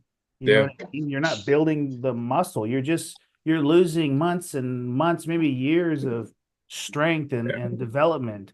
All you're doing is giving yourself a safety net. That's what I realized after doing it for so long is, okay, my arm's not going to break, but did I benefit myself as an arm wrestler? No, you're just getting weak. No. Yeah, it just You're not it getting strong, yeah, it lets you feel comfortable because you're like, all right, cool, like you're not going to go anywhere, but then it's like, okay, where am I going from here, You're right? gonna dig yourself out of that, Yeah, and then you're at the worst possible spot and you're trying to figure out, okay, like what do I do from here? Okay, all you can do is just do that more, but you don't really have access to anything because it's all completely open. You're just relying on the joints locking against themselves to hold you in the game, and that's all it is, a safety net. So don't do what I do. Be smart, train like Derek or Alex or Rob, Santino or Kane or Matt, guys that are smart. Do stuff like that. Do muscle stuff. Get stronger. Yeah. Yeah, I don't know. There's benefits I think to strengthening your joints and strengthening the ability, the pressure you can apply through your joints. And it Yeah. can save you in a lot of places. New guys should stay away from it because everything's so brittle, the potential for injury is so high. But being able to apply pressure through your elbow and through your joints like that can save your ass. It can provide a lot of defensive spots. Bracing it through your joints and stuff like that can give you the forbidden 15 pounds of pressure that you seek out in a moment where you're trying to stop somebody and stuff like that. I think understanding, like I've been telling, we have a new guy named Devin on our team, super strong gym guy, learning how to arm wrestle, and we have been having him hooked. But lately, I think last practice I saw him, I was telling Ricky, I want him to start learning, because he's so big, learning how to arm wrestle with his arm here, slowly, carefully, with a veteran team member. But like, I want him to start understanding that there is some pressure there, that there is some pressure with internal rotation and able to apply pressure through your joints and being able to find that to help boost his hook a little bit. I don't want him getting stupid with it. I don't want him getting hurt, but just really carefully understanding that you don't have to bicep curl everybody. There are other pressures you can apply in certain positions that through your joints can do a ton. Like you look at I Love Arm Wrestling, these guys are like, I'm not saying it's smart. I'm not saying you guys should do it, but there's definitely a lot to be said about like what that can provide on the table for sure. I don't think it makes you weaker. Training it will give you more conditioning on your joints and all the But training it properly works way more, because when I started training the conditioning the shoulder and the elbow, way more strain on it, but in a productive way than just letting somebody bounce off my bone. We have a guy on our team named, we call him L2, but Lorenzo is his name. But he's been like, I dare someone to try to break that kid's arm. Like in turn, he doesn't have a gym etiquette, never lifts a weight in his life, but he'll go to practice. He will be there for 5 hours. He will be arm wrestling for 5 hours. Like literally, arm wrestles more than anybody on our team when he's at practice. He doesn't get off. And just we had and for every practice he's ever been at, I think I taught him a little stretch where you get like really stupid with a teammate and you guys both turn sideways really lightly and just lean on each other, like just really arm breaky, but just kind of lean there and just kind of go back and forth real lightly. And he's been doing it every practice he's ever been in. And Every practice. This kid's arm is like. It's stupid. And we yell. And by the way, our team never embraces any of the positions Ricky Ramos has ever been in, or L2. Every time they're in this position, you hear everybody practice go, "Oh, dude, stop, stop!" You hear everybody yell, "Stop!" So we're not embracing this. But luckily, they haven't been injured really bad at it. But it's provided a lot in terms of stability and options and things like that. There's definitely matches. Ricky had a match with a guy named Julian, where 100%, if his elbow was not conditioned the way it was, he would have lost that match. Every muscle was failing. Every single muscle was failing. Connection was failing. And he just started digging completely sideways and got the stop, the ugliest stop. But if his elbow was not ready for that, he would have lost that match. But he won it because of his elbow and how much it's been conditioned. 100%. So, like, it can do things. It can save you in a pinch. It's not a main driving force. 3 months of recovery after that match. Maybe. Well, I don't know. No, not for me. Honestly, I that's the thing about the way I do my thing is I heal super fast. Like next day, 2 days later, I'm good. Yeah. Like I'm good to go just because, you know, I watch my body. And that's another thing. Having sleep apnea, Ricky. Oh yeah, no, I'm not that big. I don't heal as fast as I'm not one of you big guys, so that's cool. But yeah, since we're on the topic of new guys, that's the thing about it. Whatever training you do, make sure you're healing right away. Because, you know, as you get into it, you know, as a more advanced arm wrestler, you don't get so sore unless you're like really screaming it out in the gym, or you got this super intense match where you're against someone who you feel is maybe even a little stronger than you, but you're giving 110, right? But the new guys aren't going to run into that. So as they're developing, I'd say just, you know, focus on the pyramid, the training, the eating, and the sleeping. Get those down for every little thing you do with arm wrestling, and recovery. Be an athlete, and arm wrestlers in North America being athletes. You're crazy. Bunch of lazy treating your life like an athlete. That would be wild. Hydrated, eating, sleeping. What? No way. You're gonna have beers and smoke weed at practice, dude, and just take this as a hobby. You know, only once a day. 99% right there. Yeah. Why are we losing to the Europeans? You guys are all chiseled with abs, can like sprint and jump over mountains and stuff. We're like, we don't understand with our beer bellies and stuff. We don't understand what's going on here. Why are they winning? It's magic. These guys must know training concepts. Steroids. They're all on steroids. But none of us are athletes at all. It's hilarious. Anyway, whatever. Ed says, I knew a guy who used to drink enough to puke, and then he could really drink. That's kind of like arm breaking, so you can really hook. By the way, that's not everybody, not every North American. I'm just saying it's like a lot. There's a lot. Just leave it out there in the ether, Derek. Don't take it back. Yeah. And then Mike Bender says, taking a loss I found to produce the biggest gains in strength. Yeah. Yeah. If you can take from it and learn from it and want to be stronger, hell yeah. But then the rest of them, they just quit. But I mean, and honestly, that's a great overview of the entire conversation we've been having, man. Like there's multiple ways to do things. There's multiple paths to the top. There's examples of everybody doing different things to reaching the top. It's that no one wants to put in the work. If you're down to put in the work, pick one. Pick one of any of the paths, and you'll get to a high level.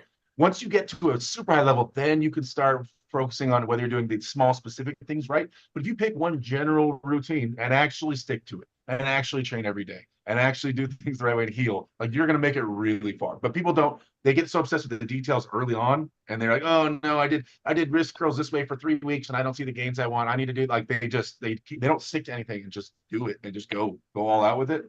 Like, then they don't move anywhere. And they a lot of people they get hyper focused on the planning and the detail itself. They're obsessed with the planning. It's like when I want to get into camping, and you find everything you need to buy. You get a special tool to dig a hole so you can shit in it, and then you learn all this stuff. You're like, nah, I'm okay. You didn't even want to go camping. You just wanted to learn about it. You know, it's like a laziness where you're not obsessed about the goal. You're obsessed about the journey.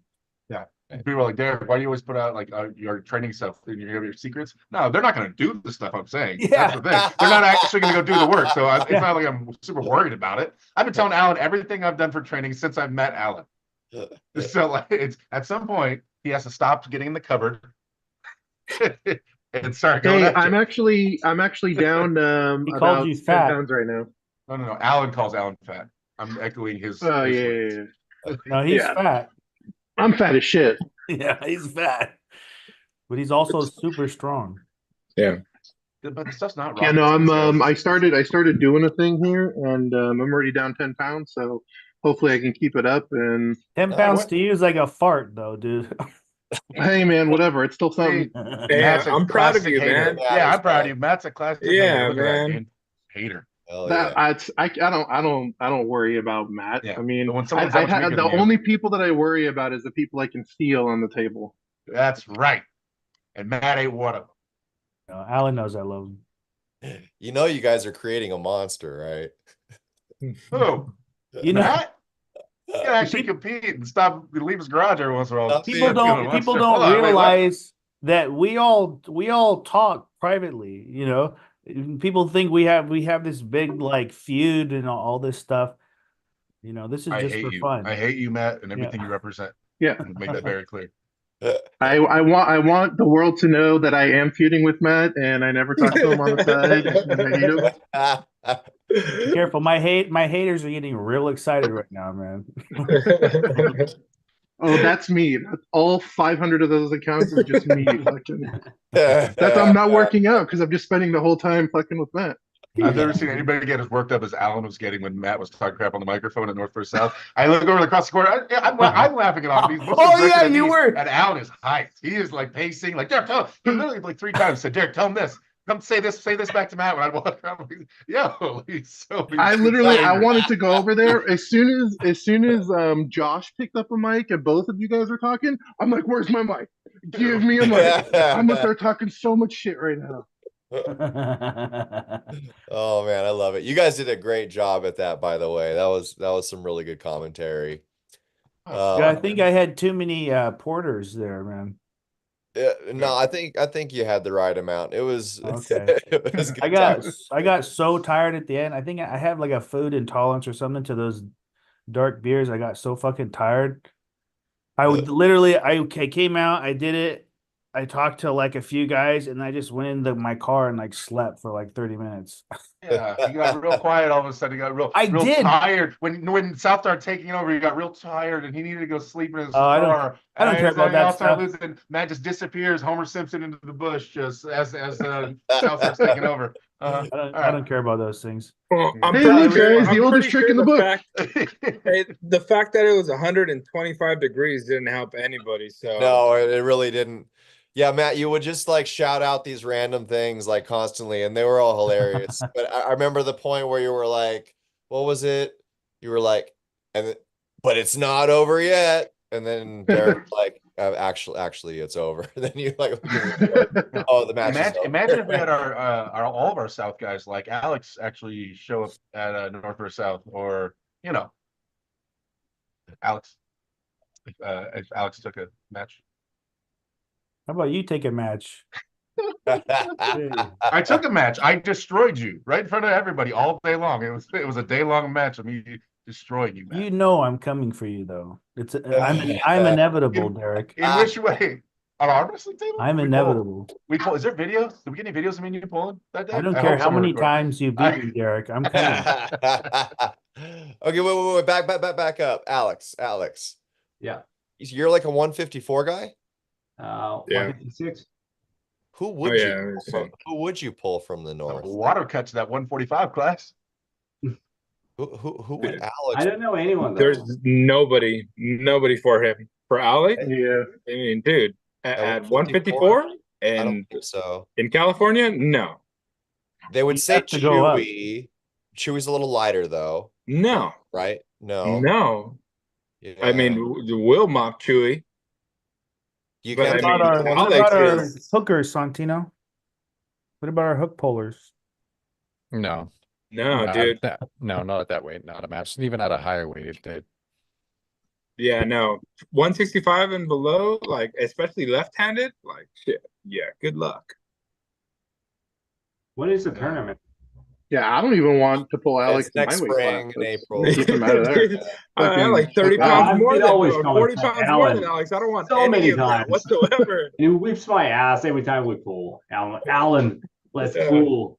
Get ready. Yeah, to no. go. And Alan's like, Alex, you Just start keep running Alex down you there. start running into left-handed problems about what, like Oleg and Vrej weight? Like that's where you start coming into problems, kind of. Once they get about that heavy, like what's that, like 180? That's when you start kind of finding your losses left-handed. Okay, just put it this way. Alex got into a fucking grinder left-handed with Brej.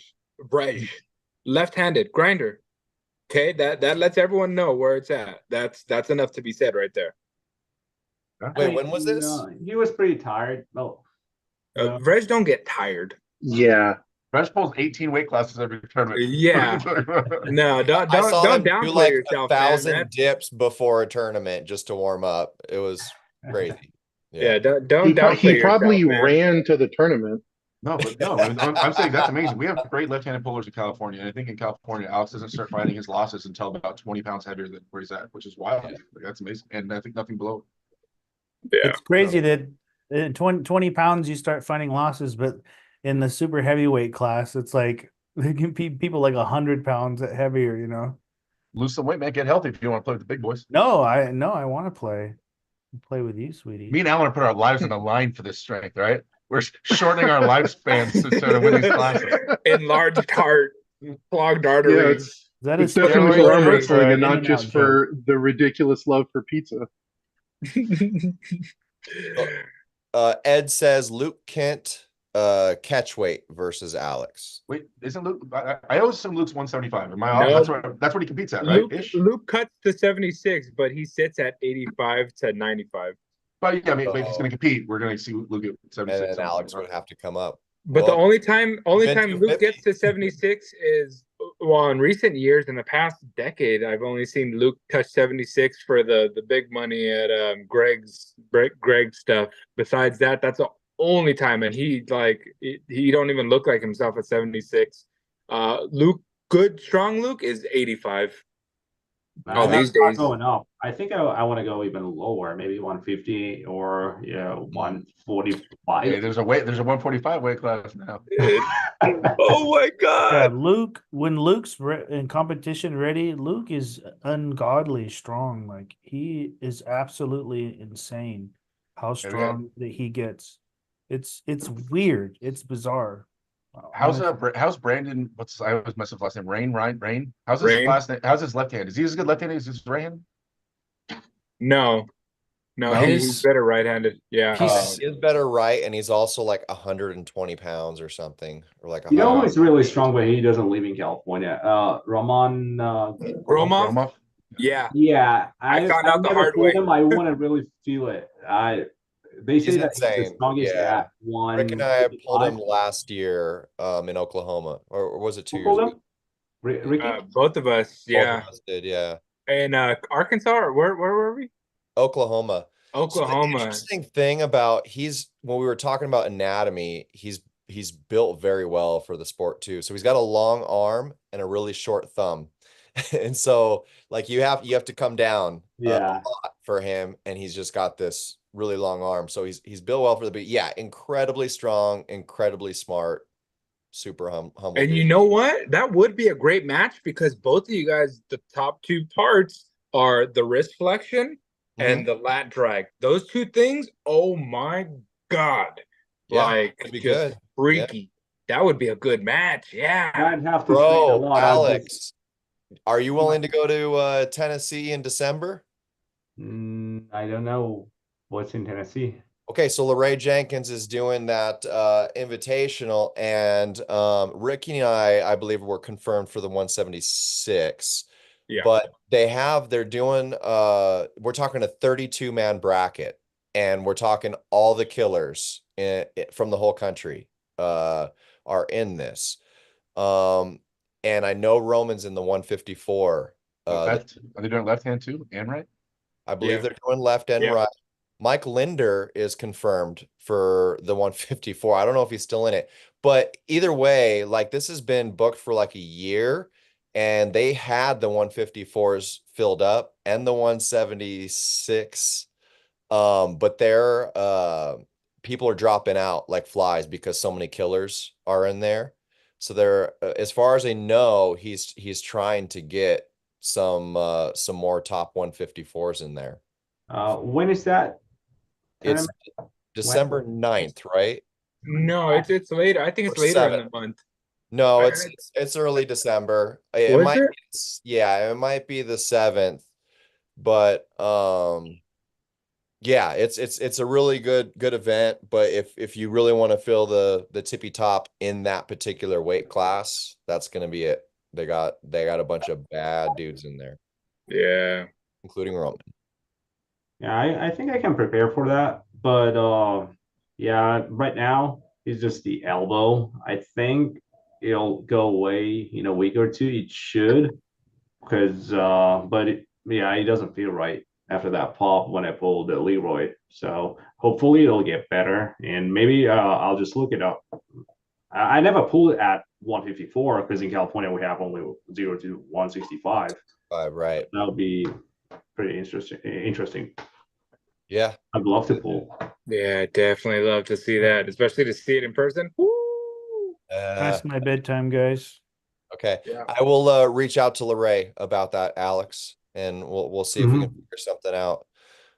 Guys, it's been an absolute pleasure. It was really, really good topics, and really appreciate all you guys participating. So we're gonna do this screenshot thing now, or what? No What's one's the asleep. screenshot? We're all gonna do like a flex, or like what are we doing? Oh, I got to do the thing that people always do where they throw their elbow forward to make it look huge. I'll put mine back. What is that, Ricky? What's going on there? Is that You can't, Ori, he can't hold it long. Hurry up. It's gonna cramp. You're the first arm wrestler whose biceps bigger than their forearm, dude. That biceps is massive. Come on, Matt, get it up. Get it up. All right, Who's taking the screenshot? I'm just gonna do it later. Oh, All right. sorry. Well, that was my workout for the week. My fault. Same here. All right, everybody, thanks man. for tuning in. Thanks everybody in the chat, and thank you guys. We'll do this again soon. Thank you. Love you See you guys guys. next time.